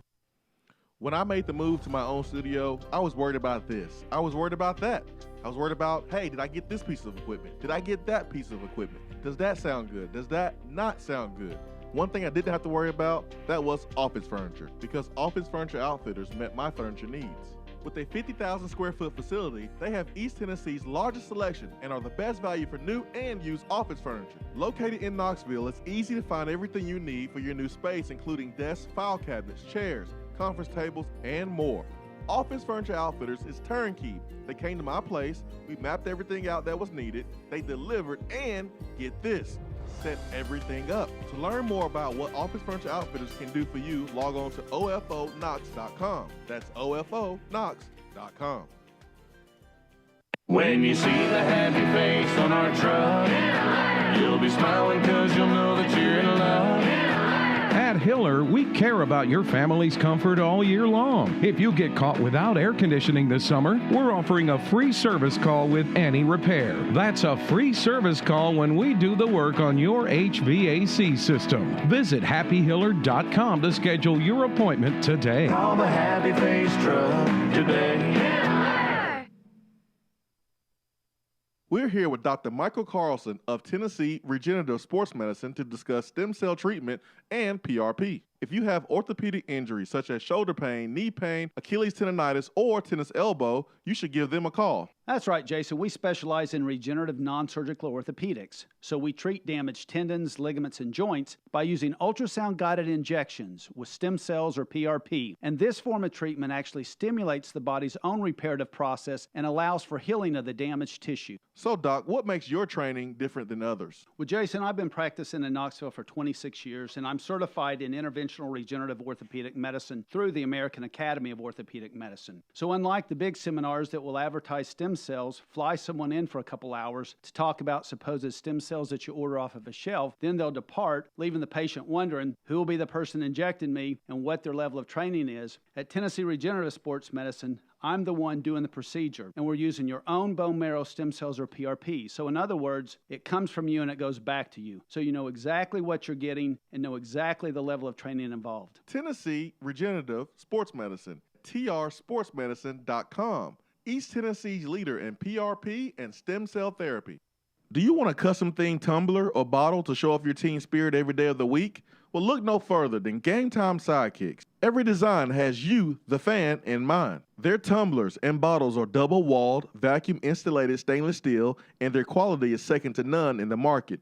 From stainless steel sippy cups to tumblers and sports bottles, Game Time Sidekicks offers something for the fan of all ages to rep their team with. They have many different logo options, so fans will have something they are proud to carry around all the time. Use promo code SWAIN at checkout to get 20% off of your entire purchase at GameTimeSidekicks.com. They also offer $5 flat rate shipping. Be sure to check out the Game Time Workshop on the website and customize your tumbler to make it one of a kind with things like your nickname, number, or initials. Game Time Sidekicks. Show your colors and carry your team. You don't have to take an L just because you can't listen to the Swain event live. You can catch up on the podcast posted daily on the app, online, and on iTunes.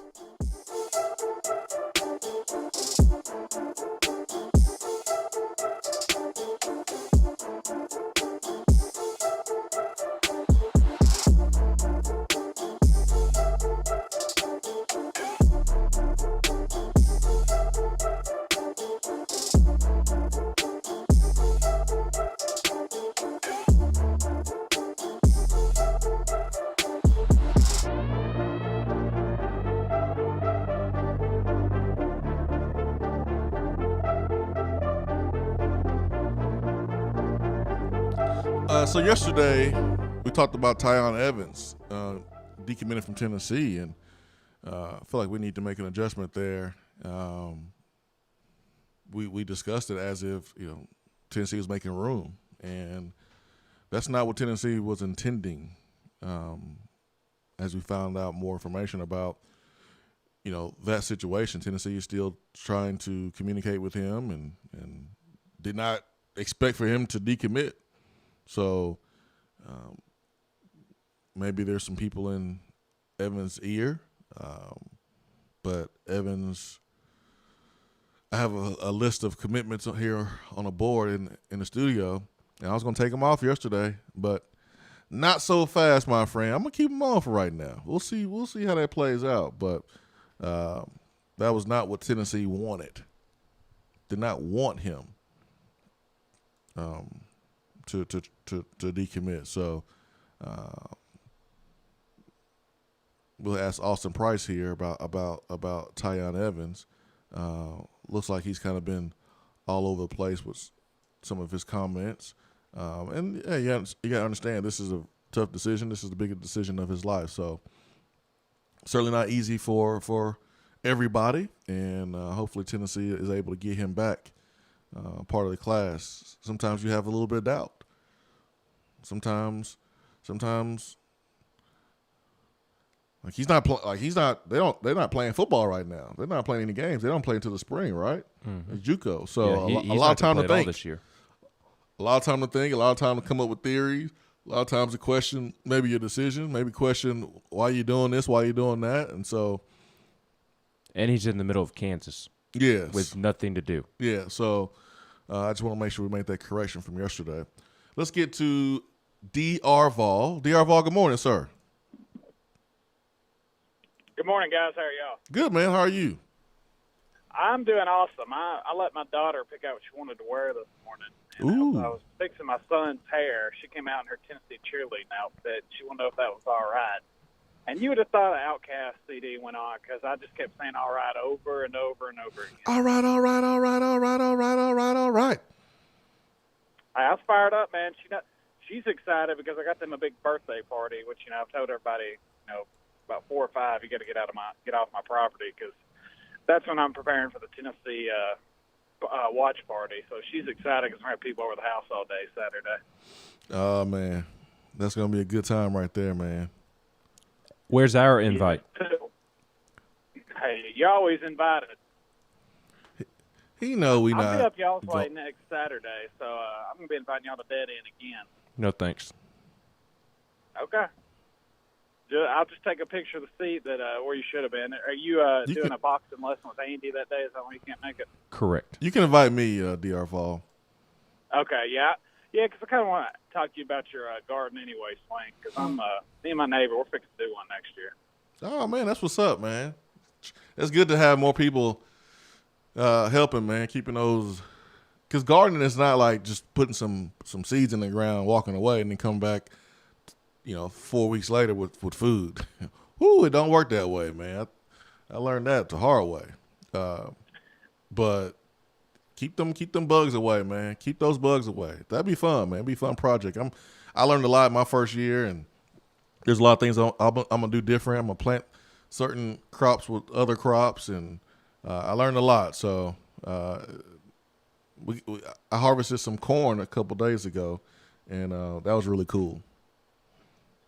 Corn. I remember my 6th grade year. My parents put in about 1.5 acre garden, family garden, and I hated it because when you're that age, it's, oh my God, I got all summer to sleep in, eat Cocoa Puffs, and play Super Nintendo. But no, we had a freaking garden then too, and okra and corn was two learning curves we had. Yeah, man. Yeah, I won't be growing any okra. I mean, I like fried okra, but I'm not going to do it. Like, I'm not going to put effort into preparing okra. Like, I have your okra, I have somebody else's okra if they do it right. But I just, I'm not going to be buying any okra. I'm not going to be planting any. It's not worth it. Nah, man, So, it ain't. It's awful. It's 100 degrees at 9 a.m. and you got to wear long sleeves like you're going playing in the snow and you get eat up. It's awful. Anybody's done okra knows what I'm talking about. So my question is about the app, Swain. I know you're going to tell us about it. Our app's not going to update, right? We're going to have to delete this app and download the new one. Is that correct? Yes. Okay. Yes, so that's what I understand. Yeah, it'll be the show on this app. Yeah, it'll be brand new app. So it's not like a update. It's a total new app on a new platform. So it'll look the same as far as like the icon, if I'm not mistaken. But when you open it up, you'll see that it's totally different. It'll be a totally different app. Do you have a Droid? Nah, I've got a good phone. I got an iPhone. We gotta wait, man. We gotta wait. Oh, really? I've got to wait since I got an iPhone? Yeah, the iPhone version come out next week, man. Droid's supposed to come out here in a few hours. So we can't listen to the show till next week? We got an iPhone? I mean, you can listen to the show. I think. I'll find out more today, I hope man. so. I'll find out more today. So touchdown or turnover, it's going to take you and Ben, or you, Ben, and Brad to help Turkey Man download the new app on his phone. That is Seth Stokes' responsibility as his Twitter coach and social media. TC. And TC. TC and Stokes. It's up to them. Turkey Man should be able to do it now. On his hand. Turkey Man should be able to do it, man. He's had enough time to learn how to work a phone now. So Turkey Man has an iPhone, so he should be okay. Yeah, he needs a new Twitter handle, though, before we do that. Man, get rid of all those numbers. He's got more numbers than my freaking geometry book in college. Man, he's putting a social security number on there, man. And then he wonder why he getting all this mail about credit cards. Oh, man. Oh, that's priceless. Well, guys, that's all I got. I was just going to ask about the app. Yeah, have a good day. All right, see you, man. 865-255-03 is our telephone number. Oh, boy. Let me take a guess. Who we got there on the phone? TC. TC in Athens, man. You selling houses. You ain't got time for your friends in Knoxville. Don't be putting that evil on me. Hey, man, Turkey Man don't need any more coaching, man. Listen, hey, when it's time to crawl, that's one thing. But when you walking, man, you on your own now. You got time to be holding Turkey Man's hand anymore, TC. Man, I tell you right now, it's becoming work to listen to you all. Got to delete apps, to install new apps. I'm sorry, man. We try to make it convenient as possible, but you seem like an iPhone guy. You might have some time. Yeah. You might have some. I'm pretty sure the old app will work because it's the same stream. So the old app will work up until the. You heard that? Go ahead. You heard that old song, right? I got 2 phones. I got 2 apps. Oh, man. Oh, Lord, Turkey Man going to be calling me. Oh, Lord, help us. No, he won't. He'll be just fine. He's a seasoned vet. He's a seasoned vet now. I tell you, I will never forget his first night on Twitter. And, oh, my gosh, that was epic. That was one of the funniest nights of my life, us messing with him on Twitter. He should have it taken care of now. Hey, man, I was thinking about this game Saturday against South Carolina. You know, historically, South Carolina and Georgia always open up SEC play against each other. Mm-hmm. And South Carolina, early in the season, is always stronger. And, man, they've given Georgia fifth a lot of times and beat them a lot of times when Georgia's definitely a better team. And I just got to thinking about that, and I was like, you know, I hope we're ready. I hope we don't come out and lay an egg like we have in the first game under Pruitt the last couple seasons. I'm a Pruitt guy. I think he's an actual football coach, which we haven't had in a long time. We had a frat boy, we had a lawyer, and then we had a snake oil salesman. Now we got a football coach. But for whatever reason, man, he just has not gotten these teams prepared to play the first game of the season his first 2 years. So, I don't know. I'm pretty concerned about this game, to be honest. I'm right there with you. I have the same concerns as you. I know Coach Pruitt is a better football coach than the previous two coaches that we've had. I think Lane Kiffin's a dang good football coach, but we understand what led to his failures. It was off the field stuff, but I think Pruitt's a dang good football coach, and I understand what he walked into. I think it was a tougher situation that he had to walk into than Butch Jones. But at the same time, you can't start the way you did against West Virginia. You can't start the way you did against Georgia State. You just can't. You can't do that. And you give more grace for the 2018 start because it's literally your first game. But there's just no excuse for Georgia State. But that's 2 years where you've started a little bit slow, and you just can't really afford to do it this year because it doesn't get easier from South Carolina. It may get easier next week against Missouri, but it's still going to be a tough game, and then it gets real after that. So can't afford to come out slow. You got to come out swinging. You got to come out, lining up correctly, playing with unbelievable effort, not beating yourselves, which is why I think coaches are trying to keep it simple as possible. Well, and I guess the things that concern me the most about those two opening games the last two seasons is the confidence that he had going into them and then just get smacked. I mean, he was telling people that, to bet heavy on the balls basically against West Virginia, they were going to roll them. And just the opposite happened. We got rolled. And then last year spent literally 1 day in prep for Georgia State. And, just the overconfidence in that. I just hope we come out prepared and I just don't know, man. With Garantano, I'm going to try to give him the benefit of the doubt this year and see what happens, but my eyes don't lie. And this whole thing about him putting on 30 more pounds. Dude, I put on 30 pounds over COVID too, and it ain't good. His look a lot better than yours, though, TC. I can promise you. Because I think I put on about 22.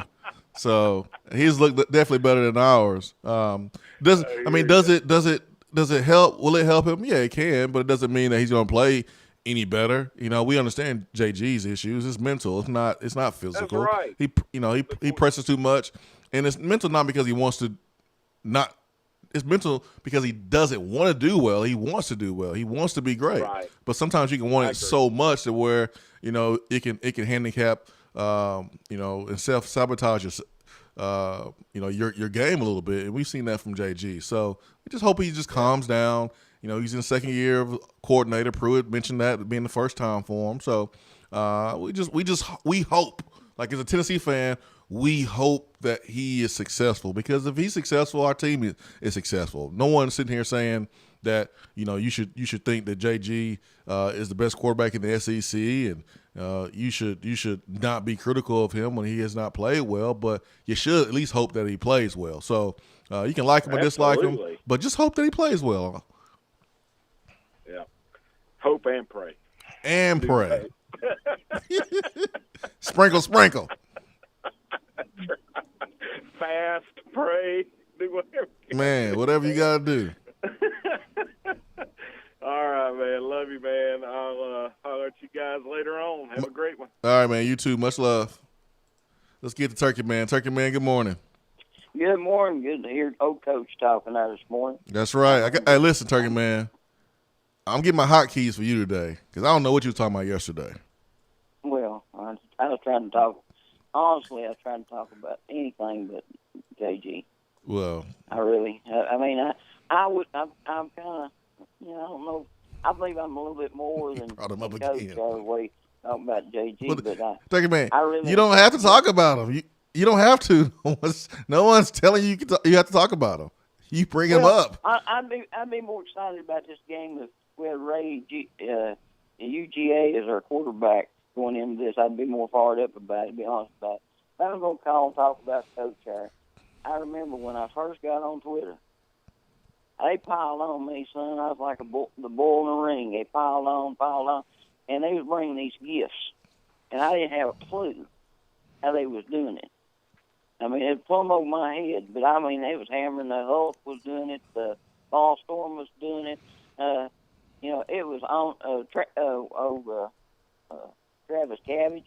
I mean, it was awful. And I finally learned how to go get a gift, save it, and do it. And I learned after I went all through that, they made a gift button on the phone. I got so mad after I went through all that training. So I think I'll be able to do an app now, brother. I think I've been coached well. I carried a black stripe for several months there. You did before he finally removed it. That's true. I trash talked somebody and had 13 followers, and I trash talked him, and he said, "You can do that. I'll remove your black stripe." Oh, I love a TC. He's my man. All right, guys, I'll get out of here. But is there a chance Ray of UGA would be quarterback? Has he got any?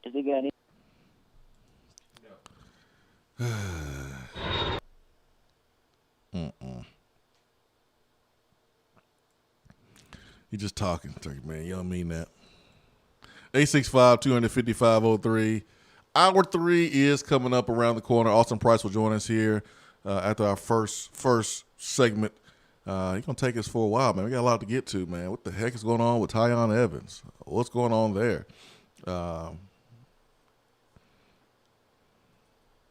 Does he come back? We know he's not going to South Carolina. He's made that clear. He is not going to South Carolina. You look at his offer list. I mean, I didn't see a ton of schools out there that came in. It was bigger programs in Tennessee. So what's going on? We'll find out from Austin Price. We'll at least ask him what's going on there. We'll hit up the text box during this break. Answer those questions if we can in that first segment, that 9 to 9, 10 to 15 segment. And then we'll bring on Austin Price, hour number 3. Swain event fueled by Dead End Barbecue, top 100 barbecue restaurant. Ben McKee, Jason Swain, stay with us. Be right back.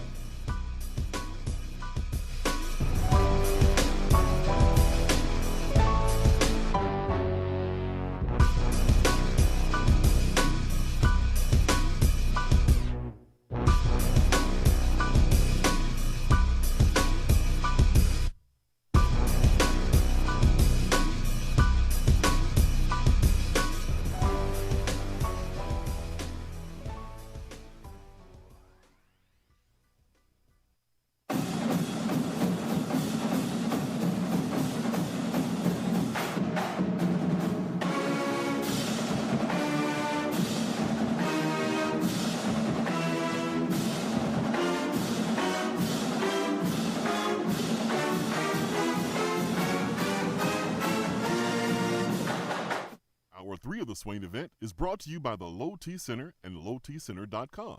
Do you know your numbers? Feel like you again. Let us help. Guys, Low T Center is open for normal business hours, including Saturdays. Their goal is to help you be the best and healthiest version of you. And right now, if you are concerned with social distancing, Low T Center can help with at-home treatment options for current patients. And they also have great options for new patients, too. At Low T Center, they make it quick and easy to take care of your health. Most health insurance is accepted. They'll even help verify it for you. And just a reminder, if you're feeling bad, have a fever, or travel to high-risk areas, please stay home. If you'd like to learn more about getting a comprehensive health assessment, be sure to call 865-392-1388. That's 865-392-1388. Or you can schedule an appointment online at lowtcenter.com. Low T Center, reinventing men's healthcare. While the players are gearing up for the gridiron, it's time for you to get geared up at Alumni Hall. Find the best selection of Nike, Nike Golf, Peter Millar, and all of those retro logos you love. And the 2 for $28 t-shirt deal? Game changer. And don't forget about the rest of your game day crew.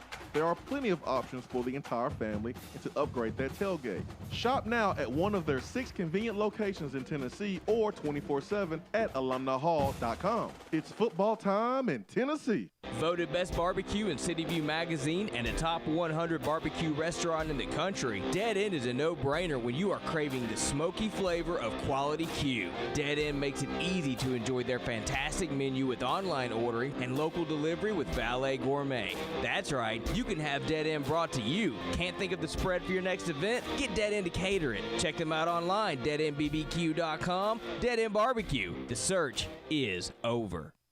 Do you want a custom-themed tumbler or bottle to show off your team spirit every day of the week? Then look no further than Game Time Sidekicks. All of their bottles and tumblers are double-walled, vacuum-insulated stainless steel, and their quality is second to none in the tumbler market. New this year are their stemless 12-ounce tumblers, perfect for repping your team while enjoying your favorite wine. They also have new 3-in-1 jackets to use as a koozie for a can or bottle, or you can pop a lid on it and use it as a 12-ounce tumbler or coffee cup. Be sure to check out everything Game Time Sidekicks has to offer at GameTimeSidekicks.com. Game Time Sidekicks, helping fans show your colors and carry your team with unique gear you will actually use. Hour 3 of the Swain event is brought to you by the Low T Center and lowtcenter.com. Do you know your numbers? Feel like you again. Let us help.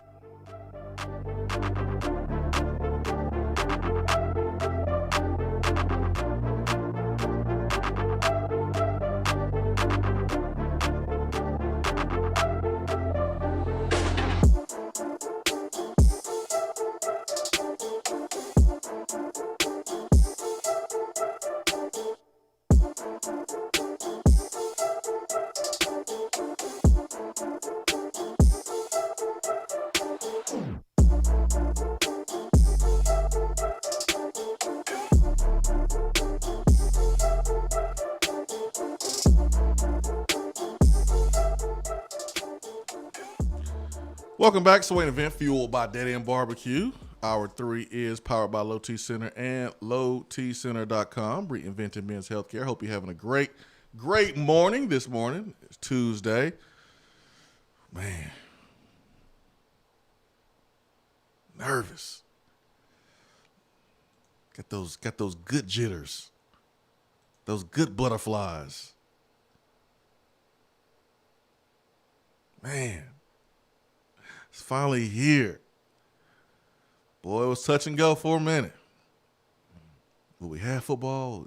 Not have football? Remember that when COVID first hit March? Oh, yeah, we got time. We got time to figure it out. We're going to have football.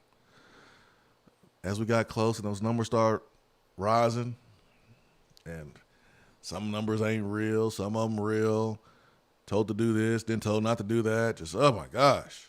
We got football, man. We got football. Weird to see games being played without any fans in the stadium, but hey, we got football. And yeah, the fans play a part in games as far as the momentum and the excitement and the energy, but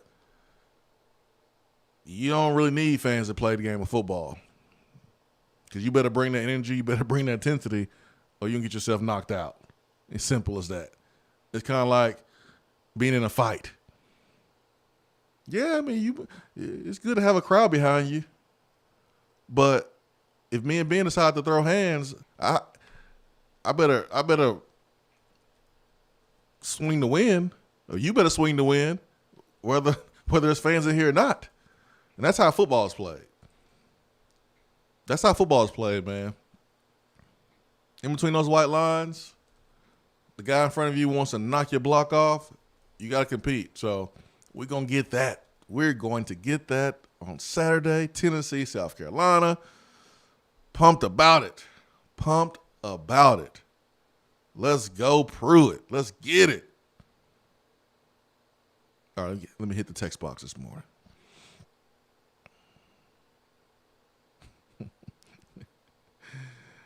Oh, man.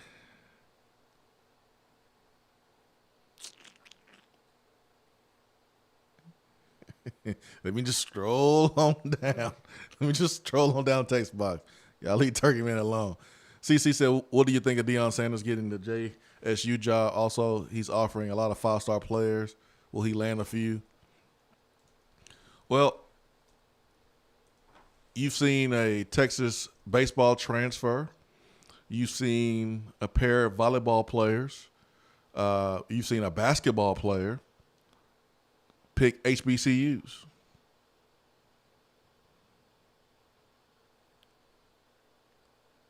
Will it happen a lot? I don't know. Probably not.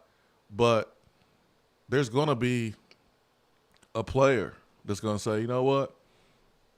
HBCU needs me more than the high-profile school that's always on television. Of course, I can use the exposure, but I'm going to bring exposure to this school. I'm going to reach my goals regardless.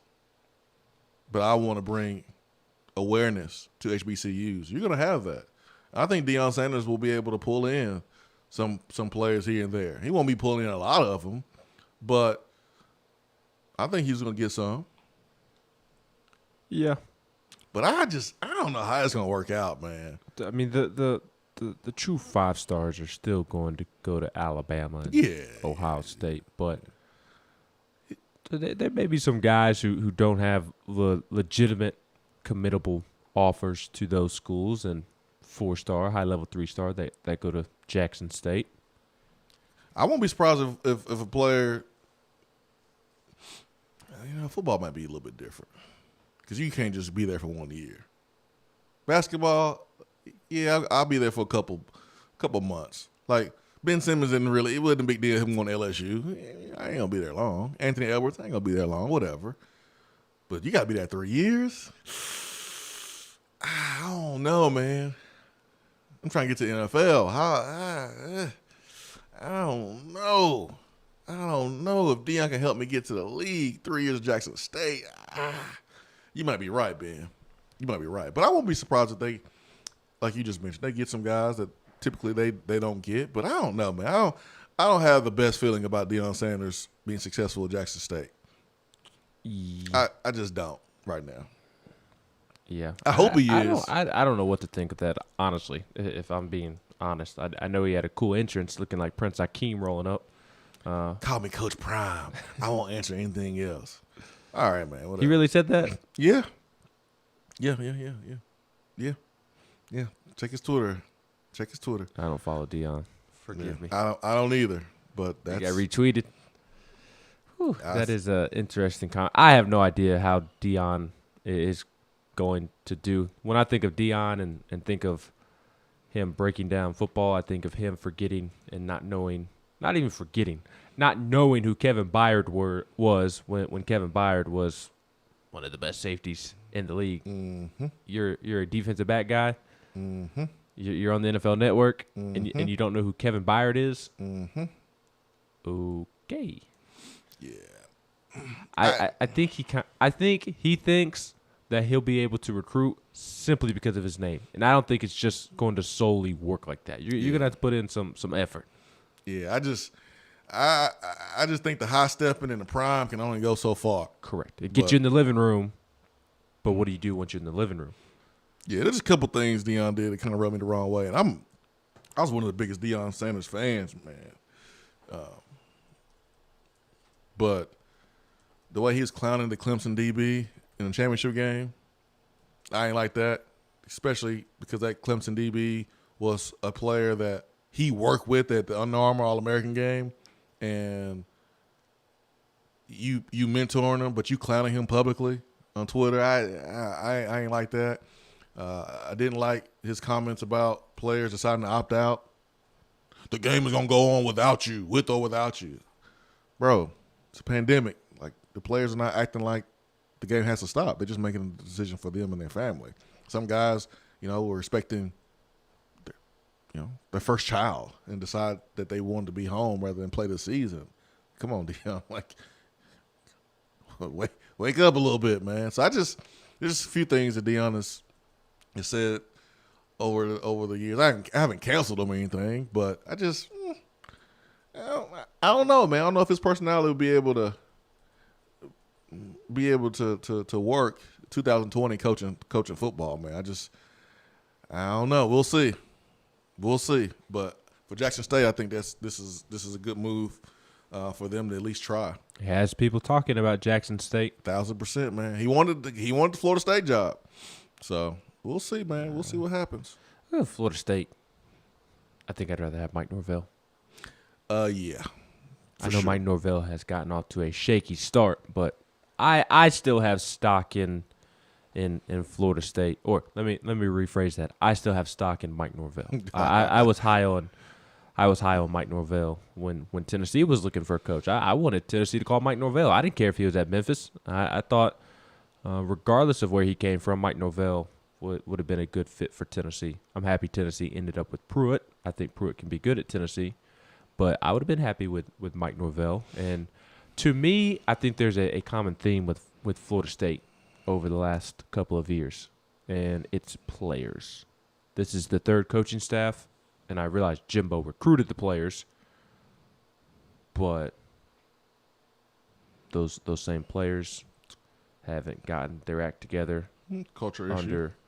Yeah, that's what I'm getting at. Rod Lowe want to call out Jeff Collins, and because I was high on Jeff Collins last week after he beat Florida State. He looked good against UCF.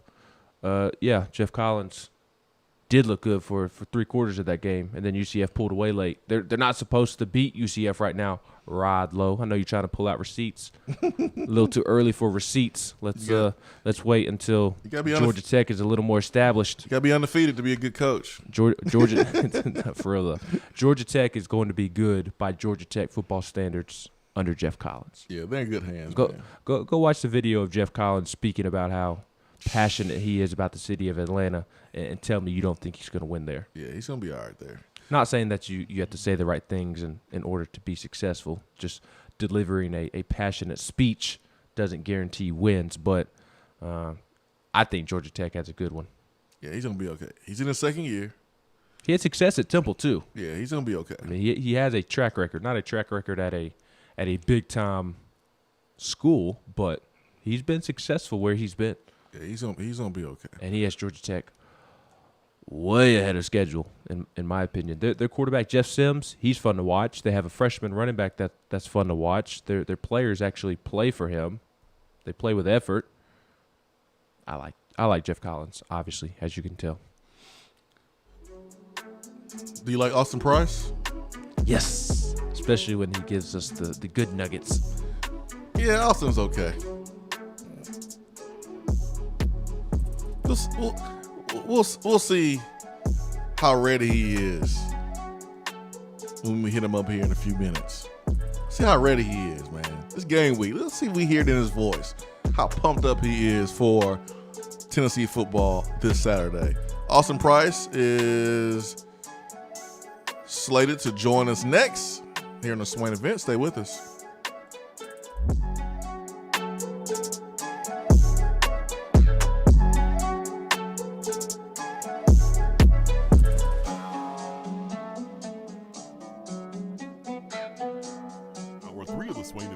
Brought to you by the Low T Center and lowtcenter.com. Do you know your numbers?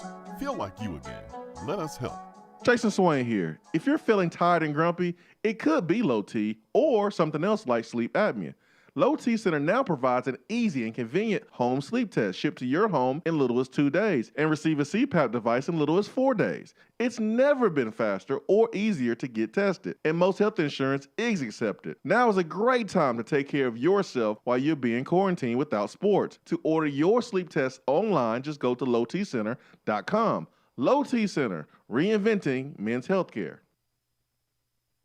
If you want to get in on the conversation, call the Iris Networks hotline at 865-200-5503. Grow your business with Iris Networks high-speed fiber internet. IrisNetworksUSA.com.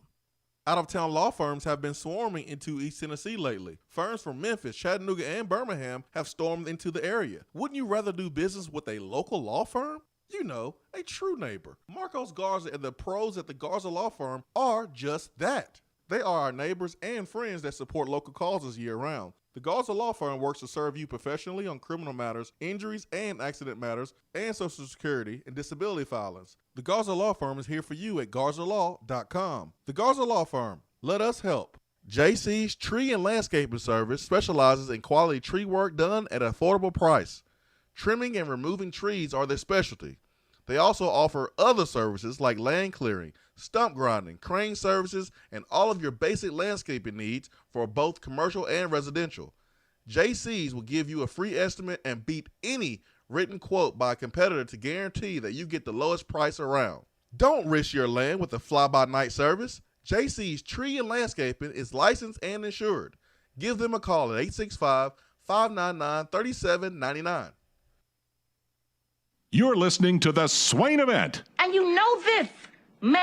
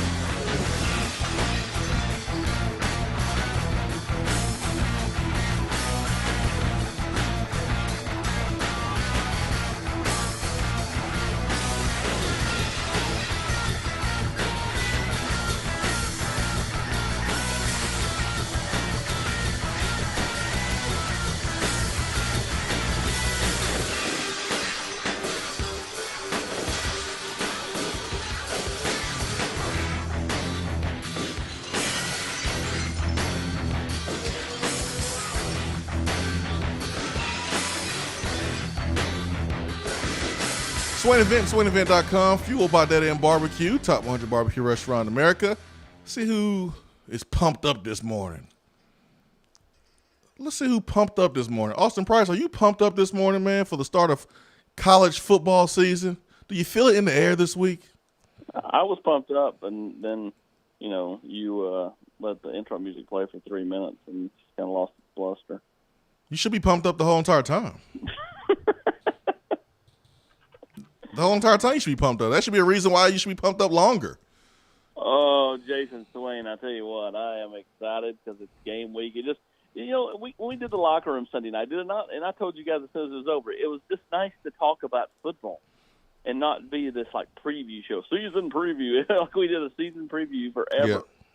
And to be able to turn the page to South Carolina and know that, hey, no matter what happens Saturday, you're going to turn the page, right after that to Missouri. And, you kind of get into a rhythm, And that part is definitely, brings a little uptick, a little excitement just to anybody that's covering the team. No, I'm excited too, man. I'm pumped up, man. But sorry about letting the intros play. I'm sorry, man. I'm sorry. I gotta have caller pace. Make sure I come back, get you in here. What the heck is going on with Tennessee and Tyon Evans, man? Somebody whispered in his ear. Did he get a new offer, or just what's going on there with him, man? Him decommitting. It's bizarre. I did the Zoom with him. Probably a little over, probably 10 days ago or so, and. You go back and watch that, and it's hard to think that kid wasn't being genuine, and some kind of disconnect happened between then and when he decommitted Saturday night. It is bizarre, and everybody kind of had him pegged to go to South Carolina at that point, but Ryan Callahan at 24/7 did an interview with him, and he told him that South Carolina's dead. Now. You look really silly if you tell me all this and then tell Ryan that and then end up at South Carolina. Because then all of a sudden it looks like, okay, you've just been, saying whatever to whoever. But if he doesn't end up in South Carolina, then it looks like something somebody got in his ear and said, hey, you need to take a step back and look at this thing. Tennessee was caught off guard by it. And, it's one of those things where, it happens occasionally in recruiting where you just don't see it coming. Normally, you see the signs, the Twitter, the kid starts changing his Twitter around, or what he's liking on Twitter starts changing. None of that happened with Tyon because he doesn't do Twitter. All of a sudden, he just up and decommitted, and he had his pinned Tennessee commitment tweet and him retweeting my story or our Zoom together. Those two were sandwiched around his, I've talked to my mom and I've decided to decommit tweet. It was bizarre. Tough decision for sure. You want to make the right decision. He's out there in Kansas. They're not playing football this fall. I understand, thoughts creeping in. And you end up with a lot of time on your hands, especially when you're in Kansas. Yeah, so I get it, man. I've been out there twice for combines, and I just couldn't wait to get back home to Tennessee both times. It's like, oh, my gosh, can this combine hurry up? There's nothing to do. And I was in Wichita. Just nothing to do there. So, anyways, we've had questions about the defensive line, man. I was hoping to hear Pruitt be a little bit more optimistic about the defensive line and kind of, them answering the challenge and being more physical. And I guess it's going to be a wait and see thing on Saturday to see where the defensive line is and who's going to be in the rotation, who gets the first snaps. I know that was a question from the text box this morning is, who's going to be that first group, that first unit. Austin, when you think about the first unit there on the defensive front, who's going to set the tempo, who's going to set the tone in this football game, who are guys that you think will be able to do that? Well, I think that you're going to see Karak Garland. I think he's had a really solid fall camp. I think you'll see Latrell Bumpus, Matthew Butler. In certain situations, I think you'll see Elijah Simmons. I think he's more of a situational guy than an every down guy. I think you'll see Aubrey Solomon, who has, ramped up his efforts in recent days. He didn't do a lot of, contact work there for a stretch, but is back full go. So, I think that you're going to see, those guys that played a lot last year continue to play a lot this year. And, we'll see what kind of strides they made in the offseason and see if they've had any growth under Jimmy Brumbaugh. I had one more question about Tyon Evans for you, Austin. I'm assuming Tennessee. Sorry, Ben. We've already exhausted the Tyon Evans part of this interview. Well, we'll just make it even worse then. Assuming that Tennessee continues to pursue Tyon Evans, if they are unable to get him back on board, do you think that they'll use that spot on a third running back, or do you think they'll use that elsewhere? I do. I think they'll use it on third running back. When you look at that room, it's not super deep, and it just makes sense, especially if you get the right guy. I don't think Tennessee would just take a body to take a body. But, if they could get Amari Daniels out of Florida, or if they could get, L.J. Johnson out of the state of Texas, I think they would take those kind of guys. And Jay Graham has continued to recruit those kids, even though he's had 3 running backs committed, because for this very instance. It doesn't mean you're calling them all the time in full pursuit, but it means, hey, what's going on? Just wanted to check in, see how you're doing, those type of things.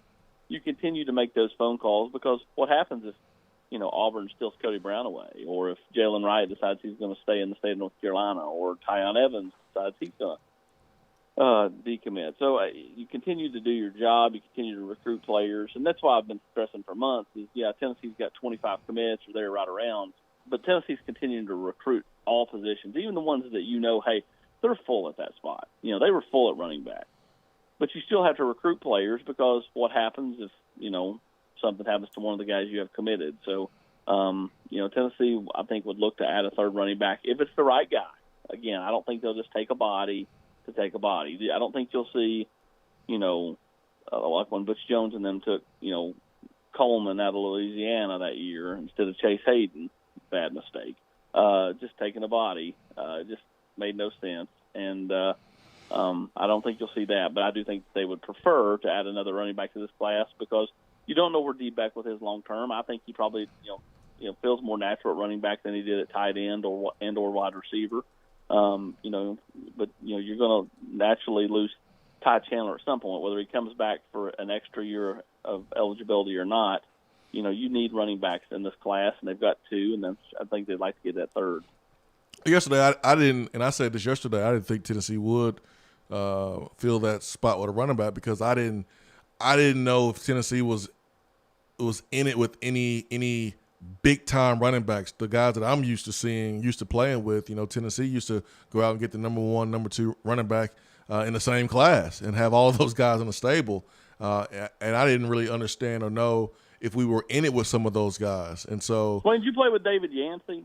Yes, absolutely. Even a guy like David Yancey was a walk-on, but you were really deep at running back at that time. Yes. I don't think they're as deep right now, but I think their top guys are pretty good. Mm-hmm. But you just have a lot of question marks. I mean, if you have to go to Jabari Small, he's obviously unproven, even though he's had a nice fall camp. D. Beck was just moved to running back like last hour. T. Hodge has battled a calf problem. Lennox Whitehead has had the Liz Frank injury from last year that's still not healed. So yeah, I mean they're not deep there. Yeah. That's you can't have a calf issue as a running back.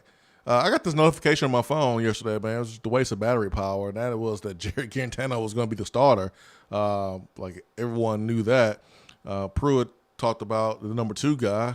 The number 2 guy is one injury away from being the number 1 guy. And so, is there any time for any other person, anybody else except for JT Stroud to be that number 2 guy? No. Okay. It's JG, and then underneath that's JT, and then I think there's a significant gap between Stroud and Maurer. Maurer's just not had a good fall camp. We'll flash from time to time, but consistency is a big bugaboo with him, and he's been injured. He's had the hamstring and missed some time. Then obviously Harrison's just not ready. I mean, that's too tall of an order to ask any kid, but especially when you miss out on spring ball and then you start fall camp late due to the COVID stuff. So, he's just not ready, and I think he probably needs to sit back and watch and learn anyway. Terrion Ingram Dawkins has been pretty active on social media the last couple of weeks. What's the latest on him? I don't think anybody knows. I've talked to people in South Carolina. I've talked to people in Georgia. I've talked to people here, and everybody seems to feel confident. Why is that? North Carolina feels confident because he loves up everybody, and he tells everybody what they want to hear. And so who knows what happens? I think this thing's going to go to the end. Every time he seemed to have, I'm ready, but then he's not ready. I'm ready, and then he never reveals a date. I think the longer that, I think it's just going to go all the way till December. I'll be shocked if he does something in the next 2-3 weeks. I just don't think he's ready. He has to get on Twitter and, ask where his Hill fans are and where his Dog fans are and where his Ball fans are. When you're at that point of the recruiting, and there's nothing wrong with that, okay? I think if I was getting recruited, I'd probably be the same way. You like the attention. But when you're at that stage, you're not ready to commit, in my opinion. So I think that, he's still a ways off. Austin Price here in the Swain event. Austin Price, VolQuest.com at Austin Priceless. I'm so tired of asking you about this, but I feel like I have to. Austin, you heard anything about Cade Mays? Well, no, I don't think anybody will know until, Tennessee puts it out. I mean, with Cade, you're just simply waiting on the commissioner and the league office to say yes or no. And I think that's where the frustration is with Jeremy. Guys, we've known, this was a possibility. He won his appeal. The decision should be rather easy. One way or the other, it should be easy to go, we don't agree with the decision, which, again, I just can't imagine that they're going to go against the superior organization or the organization that technically is the bigger organization, which is the NCAA. To me, the SEC is, underneath the NCAA umbrella. So, if the NCAA says, he's good, shouldn't he be good? I mean, especially in a year, again, as everyone continues to talk common sense. And, again, I've said this for a while, this isn't a Cade Mays thing. It's an everybody thing. They all should be allowed to play. Nobody should have to sit out.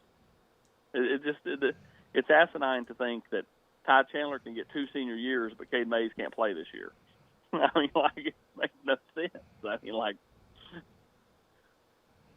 Austin, what gives you confidence that Tennessee can beat South Carolina, and what gives you worries from a Tennessee perspective that Tennessee won't beat South Carolina?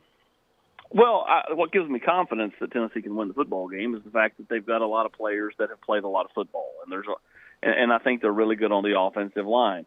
What gives me pause is the fact it's the first game, and Tennessee's 0-2 under Jeremy Pruitt and season openers. Now, the first game, that wasn't fair. West Virginia was just in a different place than Tennessee was. But last year, obviously, they stumbled out of the blocks. And I just think any season opener is tough, especially when you haven't played, you haven't really scrimmaged. I mean, Tennessee's, playing real football for the first time, in a while. And so, I mean, that's what gives me pause. But, again, South Carolina, are they not dealing with the same thing? First game, unsure where they're at quarterback. They've chosen the kid that transferred in from Colorado State. How does he gel? Jason, you were a part of that 2005 team that was preseason ranked top 5 that went 5-6. Why? Because you picked the wrong quarterback and there was dissension on the team. Helinski's been there. Colin Hill hasn't. Is the team fully behind this move to Colin Hill, or do they go, wait a minute, our guy didn't win the job because, Mike Bobo's the OC and he just picked his guy. Mm-hmm. You don't know. I mean, maybe they are fully behind the Colin Hill move, but you don't know. You remember what that was like in 2005 when they went with Ainge instead of, Rick Clausen. You just don't know what the team, the dynamics of the team are. And if he were to start slow Saturday night and struggle, then when does the finger pointing begin? Tennessee's got some flaws to it, but I think South Carolina has more flaws, which is why I think Tennessee, should be the favorite to win this game and should win this football game. Vols by 50, Austin. Vols by 50. No. I'm just kidding. I'm just kidding, man. I'm just kidding. Coach Pruitt talked about, young guys not having enough time to kind of prove that they're able to play and able to be trusted by coaches. No fault of their own. But give me your impact youngster. Who's going to be your impact freshman that you're looking at maybe at game one? I'm going to go Jalen Hyatt. I mean, he's gotten too much praise all offseason. If he goes in there and, doesn't catch a pass, I'll be just shocked. But I just think he's going to be motivated. He's going to go into a stadium he's played in numerous times, having won those state titles over there at Dutch Fork, which is, again, in Irmo, which would be the equivalent of like Farragut to Knoxville. I mean, he literally, if you ever get off there at the mall in Columbia, the exit just before that is Irmo. And it's right outside of downtown, and he's going to be plenty motivated to go in there and have a big night, much like Bryce Thompson will be. They're from the same high school. They're, playing this game against a team that, they just don't like very much. So I think that they're going to be motivated. Defensively, I'll go either Keyshawn Lawrence or Morvin Joseph. What happened with South Carolina and Jalen Hyatt? We understand what happened with Bryce Thompson, but that's what happened. Bryce Thompson happened. Well, I think the way they treated Bryce affected how yeah. Jalen Hyatt looked at South Carolina, and Coach Knotts over there at Dutch Fork's got a long memory, and again, Coach Knotts, was very successful in the state of North Carolina at Independence, then came down to Dutch Fork and has rolled up state title after state title there.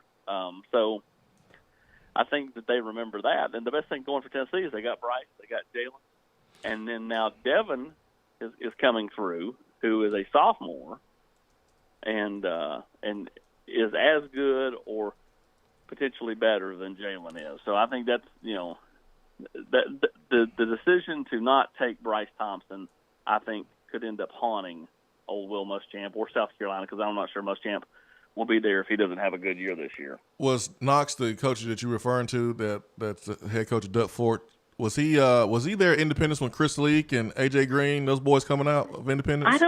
I don't know if he was or not. Well, You talking about A.J. Green that played for Georgia? Yeah, isn't he from Charlotte? Didn't he play? No, A.J. That's that's Muhammad Massaquoi. That's Muhammad Massaquoi. Yeah, Yeah, that's AJ right. AJ was over from around Charleston. Yeah, that's right. That's right. Muhammad played for that Independence program. That's right. I knew it was a Georgia receiver. Austin, it feels like the defensive line is taking most of the blame for the preseason concern, when I think the edge rushers should maybe be thrown in there as well as they look to replace Darrell Taylor. I know you talked about Morvin Joseph, but how has the edge rushing position, the outside backers, come along over the last couple of weeks of fall camp? Well, I think that's definitely something there should be concern about. I don't know if anybody's taking the blame, because I don't know if, Coach Pruitt expressed a little bit of concern about just the play of the defensive line there a time or two during fall camp. But I mean, I don't know if anybody has a true real feel for, how this team's going to play, because we've not been out there. So you're really kind of self-reliant on people you talk to. I think Tennessee's defensive line will be okay. I think part of their, problems is that, the offensive line's pretty deep, pretty talented. And then, but you're right. I think the edge rushers are a big question. Like, can DeAndre Johnson rise up and give them anything? Can Kayvon Bennett adjust to being the guy instead of being, kind of that, guy that gets all the, solo attention versus, going to Darrell Taylor spot where you get a lot more attention. What freshman can step up? Is Roman Harrison ready to take a step in year two? I mean, there's a lot of questions, and we won't know till Saturday night at 7:30 if the answers to any of them. And I'm not even sure we'll know then the answers to some of them. Austin Price, VolQuest.com, at Austin Priceless. His time is brought to you by Jennifer Morris, Keller Williams Realty. 865-257-7897 is her telephone number.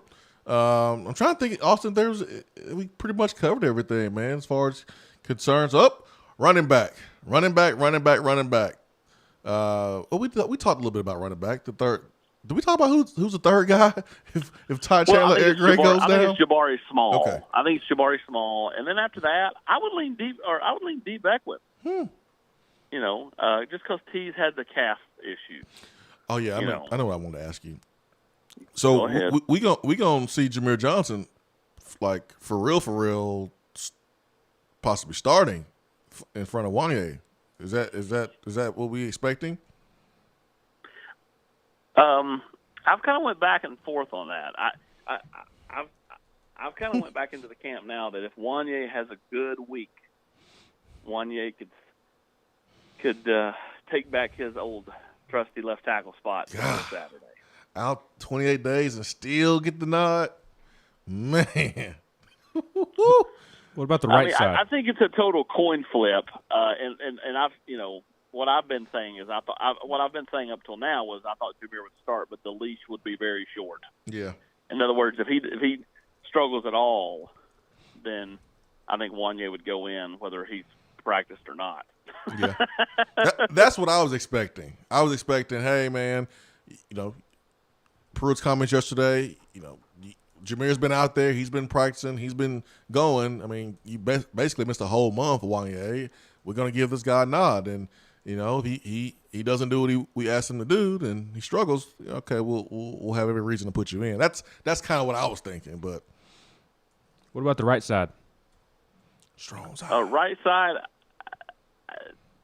I think it depends on where they play Cade Mays. I think Cade has a real shot to be the right tackle if he's not at guard. And if he's a right tackle, then I think Jerome Carvin is a right guard. If he is a right guard, then I think Darnell Wright is a right tackle. So I think it depends on where they feel like what combination is stronger, Cade and Jerome or Cade and Darnell. They said Jerome's in the house. I said Jerome's in the house. Old school Martin, for those that don't know. Austin, tell us what's going on at VolQuest this week. Well, we continue to get you ready for Saturday. We have got our Tuesday podcast up right now. We'll have Brent Hubbs will have his Wednesday column coming up tomorrow. We will have our stock report coming up tomorrow as well. We'll have the Rocky Top Roundtable on Thursday, War Room on Friday, multiple podcasts, and It's an exciting time to be at VolQuest.com, and join right now, and you get 50% off until 2021, and you get free gear. I like it. Awesome, man. I guess I'll be seeing you on Sunday, my friend. Yes, you will, Jason Swain. Austin Price, VolQuest.com, at Austin Priceless. All right, AP, man, have a good one.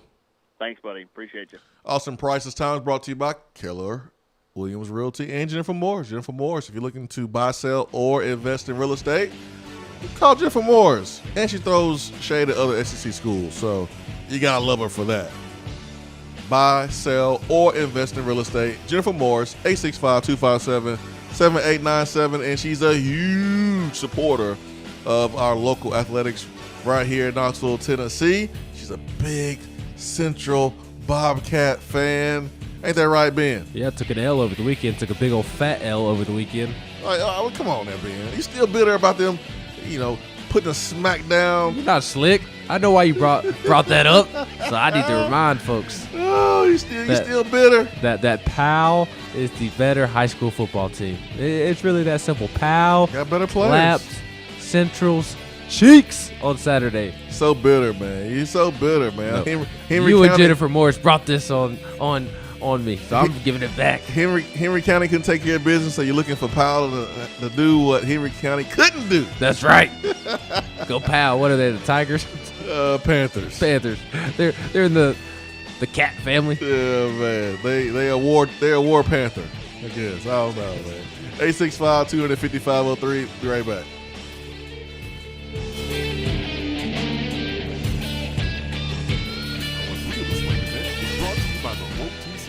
LowTCenter.com. Do you know your numbers?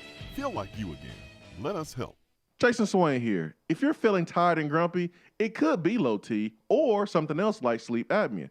Low T Center now provides an easy and convenient home sleep test shipped to your home in little as 2 days and receive a CPAP device in little as 4 days. It's never been faster or easier to get tested, and most health insurance is accepted. Now is a great time to take care of yourself while you're being quarantined without sports. To order your sleep test online, just go to lowtcenter.com. Low T Center, reinventing men's healthcare.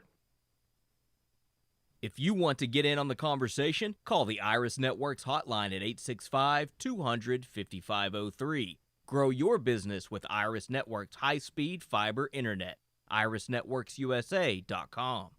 Out-of-town law firms have been swarming into East Tennessee lately. Firms from Memphis, Chattanooga, and Birmingham have stormed into the area. Wouldn't you rather do business with a local law firm? You know, a true neighbor. Marcos Garza and the pros at the Garza Law Firm are just that. They are our neighbors and friends that support local causes year-round. The Garza Law Firm works to serve you professionally on criminal matters, injuries and accident matters, and Social Security and disability filings. The Garza Law Firm is here for you at GarzaLaw.com. The Garza Law Firm. Let us help. JC's Tree and Landscaping Service specializes in quality tree work done at an affordable price.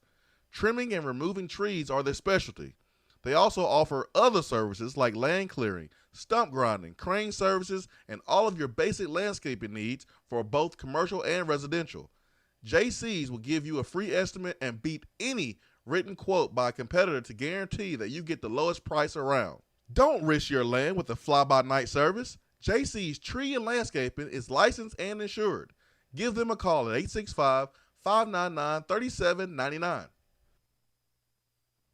Jennifer Morris here with Keller Williams Realty, and I'm going to tell you a quick story about a listing appointment I had recently. I walked in the door of this beautiful home, and my eyes didn't immediately notice the nice hardwood floors, the beautiful fireplace, or the large kitchen. Nope, what my eyes noticed was the large amount of Michael Jackson memorabilia in almost every room. While I appreciate MJ, the sellers needed my assistance in looking at the home through buyer's eyes. Whether it's MJ or some Vandy memorabilia decorating your walls, I'll guide you through the process to get your home ready to sell. Call me, Jennifer Morris, at 865-257-7897 or email me at jennifermorris865@gmail.com. And go Vols! More and more Tennessee businesses are switching to Iris Networks for reliable, local, high-quality, high-speed business fiber internet. Iris provides direct internet access from 10 megs to 10 gigs with no payments for 90 days. Iris also offers next-generation business phones with work from anywhere capability from the mobile or laptop app. With local sales, support, and service, Iris is a partner in the community. Learn more at irisnetworkusa.com or call 865-448-IRIS. Iris Networks, a Tennessee business connecting Tennessee businesses. Home service problems occur, even at the most inconvenient times, like during a health crisis. And Hiller is always here to help you 24/7. As people are social distancing and staying at home on workdays, it's an easier time to take care of home maintenance items that you feel are necessary. And we've put new safety precautions in place, like wearing gloves, avoiding physical contact, new sanitation protocols, and limiting time in your home. We're here for you. Call the Happy Face Truck today. Hour 3 of the Swain event is brought to you by the Low T Center and lowtcenter.com. Do you know your numbers? Feel like you again. Let us help.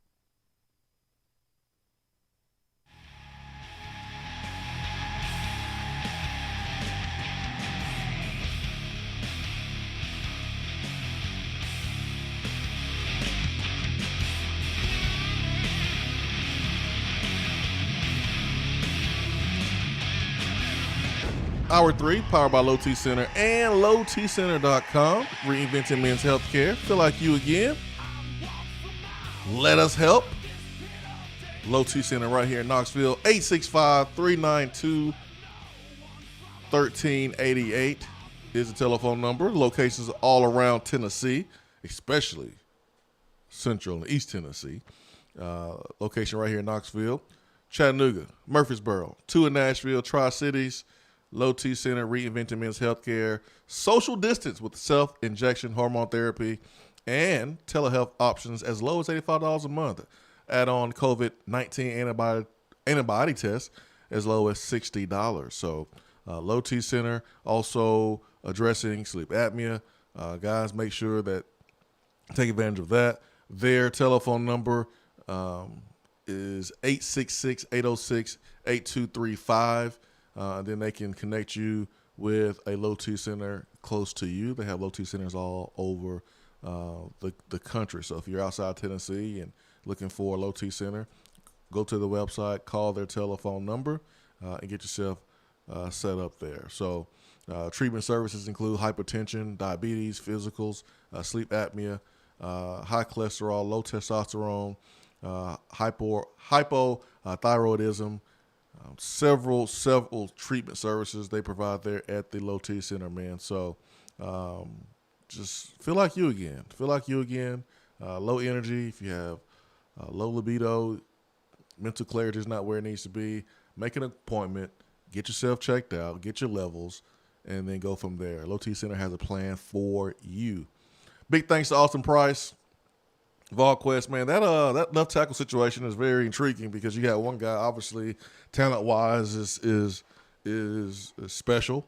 You have to be special to play left tackle and start as a true freshman inside the SEC, but he hasn't practiced.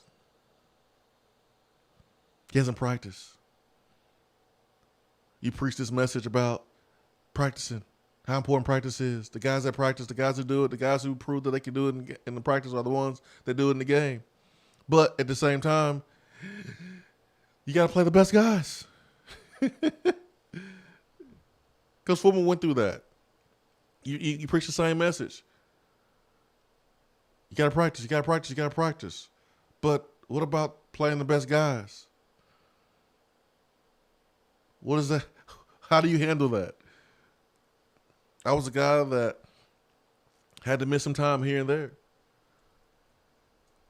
But you knew what you're going to get during the games. But you want guys to practice. Well, how do you manage? Well, sometimes you can do everything in practice. Sometimes you can't. Sometimes you just got to make the call to win a game. And what's going to happen Saturday? When you throw Jameer Johnson out there and he's not playing as well as you wanted him to play. Maybe you think you can get a little bit more out of Wanye. when do you go with Wanye? How short will the leash be? As soon as he is ready. You just got to be careful about that message, you know. The message is you earn playing time by what you do in practice. But if a guy hasn't practiced in 28 freaking days, man, that's an entire month. And here's the other guy out there doing his thing, and he's earning playing time. You going to take him out first mistake? First sack? No. First false start? First bus? So when do you make a move there? How long can you keep one of your best players sidelined? That's going to be interesting to watch. I don't envy Jim Chaney and Will Friend in that situation at all. At all. And the guy that you would be putting on the bench is a pretty emotional player. So if you do have a quick trigger, things could go south with Jameer Johnson with the quickness. He's had a history of that. Mm-hmm.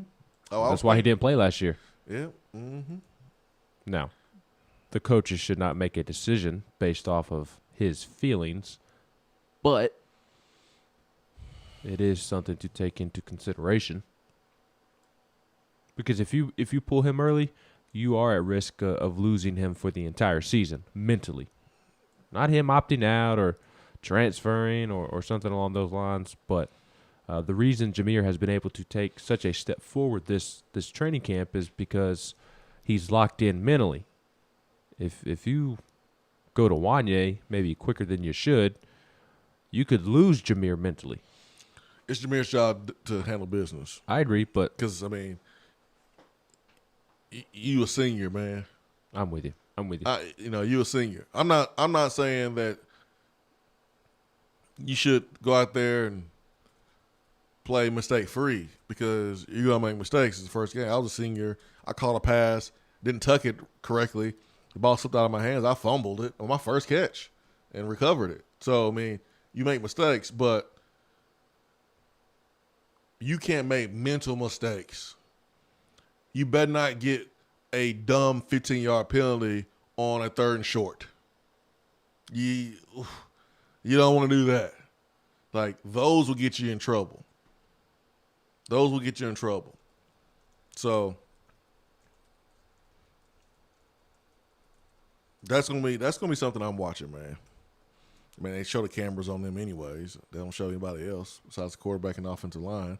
So I'll be watching the offensive line, see what's going on with Jameer Johnson. Well, it's a cliche as old as football, but games are won in the trenches, and that will absolutely determine whether Tennessee beats South Carolina or not. If Tennessee's offensive line can be as dominant as we think that they can be, Tennessee will have offensive success. If they come out of the gate slow, well, then Tennessee's offense is going to struggle to get to 20 points. And then likewise on the defense, if Tennessee's defensive front struggles to stop the run, which South Carolina's running game isn't daunting. They don't have a running back that scares you after Marshawn Lloyd tore his ACL.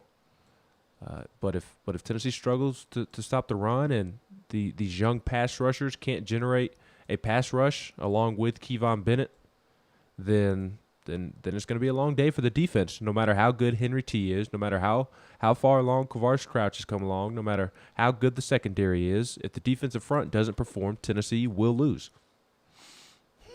That's my opinion. Obviously, I don't disagree with you. Which you know, I'm pretty sure South Carolina feels confident about their ability to be physical. They should. I mean, that is the one thing you can't knock Will Muschamp for. His teams are always pretty sound defensively, and they're always a physical football team. Offense has been Will Muschamp's bugaboo during his coaching career. There's a reason. I believe this is I believe Mike Bobo is Will Muschamp's 5th offensive coordinator in 9 years as a head coach. 5 OCs in 9 years. And it's not because, okay, this OC has gone and taken this head coaching job. This OC has gone and taken that head coaching job. It's been Brian McClendon having to be fired and taking a job at Oregon. It's been the disaster of coordinator hires that he had while he was at Florida. Charlie Weiss had Kurt Roper. I thought he brought in Kurt Roper. At South Carolina, he brought Kurt Roper to South Carolina and had to fire him too to move to McClendon. Yeah, and I think the McClendon move was I think some of those moves were pressure from the outside, keep his job, or pressure from the inside, but pressure from outside of his office. Let's say that. But yeah, man, he hasn't had a lot of continuity there with offense coordinator, and man, Pruitt had his own dealings with one, but got the right guy now in Jim Chaney. So Tuesday prep. Today's an important day. Wednesday, Thursday is you tie up loose ends, and then your team travels on Friday. You do a walkthrough either before you leave Friday or there at South Carolina, and then man, it's time to tee it up. It's time to tee it up, man. So you got 3 more days of prep, man. 3 more days of putting in what you need to put in, offense to defense, testing it out, running it, seeing if it's something you want to run on Saturday, putting it on the play sheet or not. And you find out if you have confidence in running it at practice. So important day for them balls.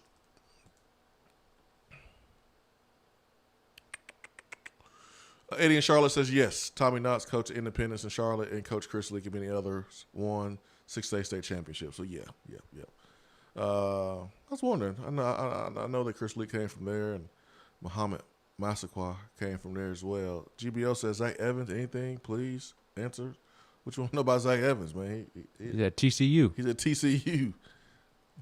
I wonder if he's done anything yet. I think they've only played 1 game. Dreadhead wear number 6 there for TCU. He, the first 5-star signee in TCU's football history. Doesn't have any stats, but I don't know if TCU has played.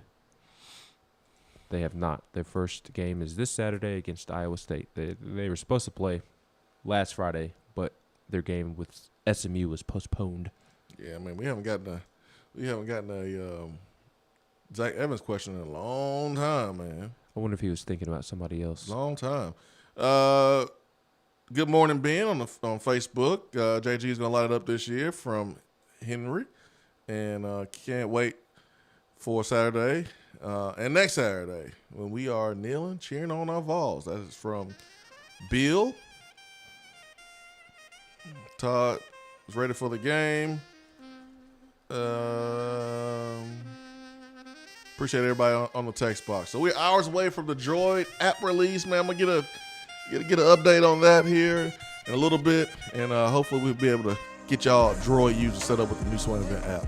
For Ben McKee, I'm Jason Swain. The Swain Event is fueled by Dead End Barbecue. We hope you have a great day, a blessed day.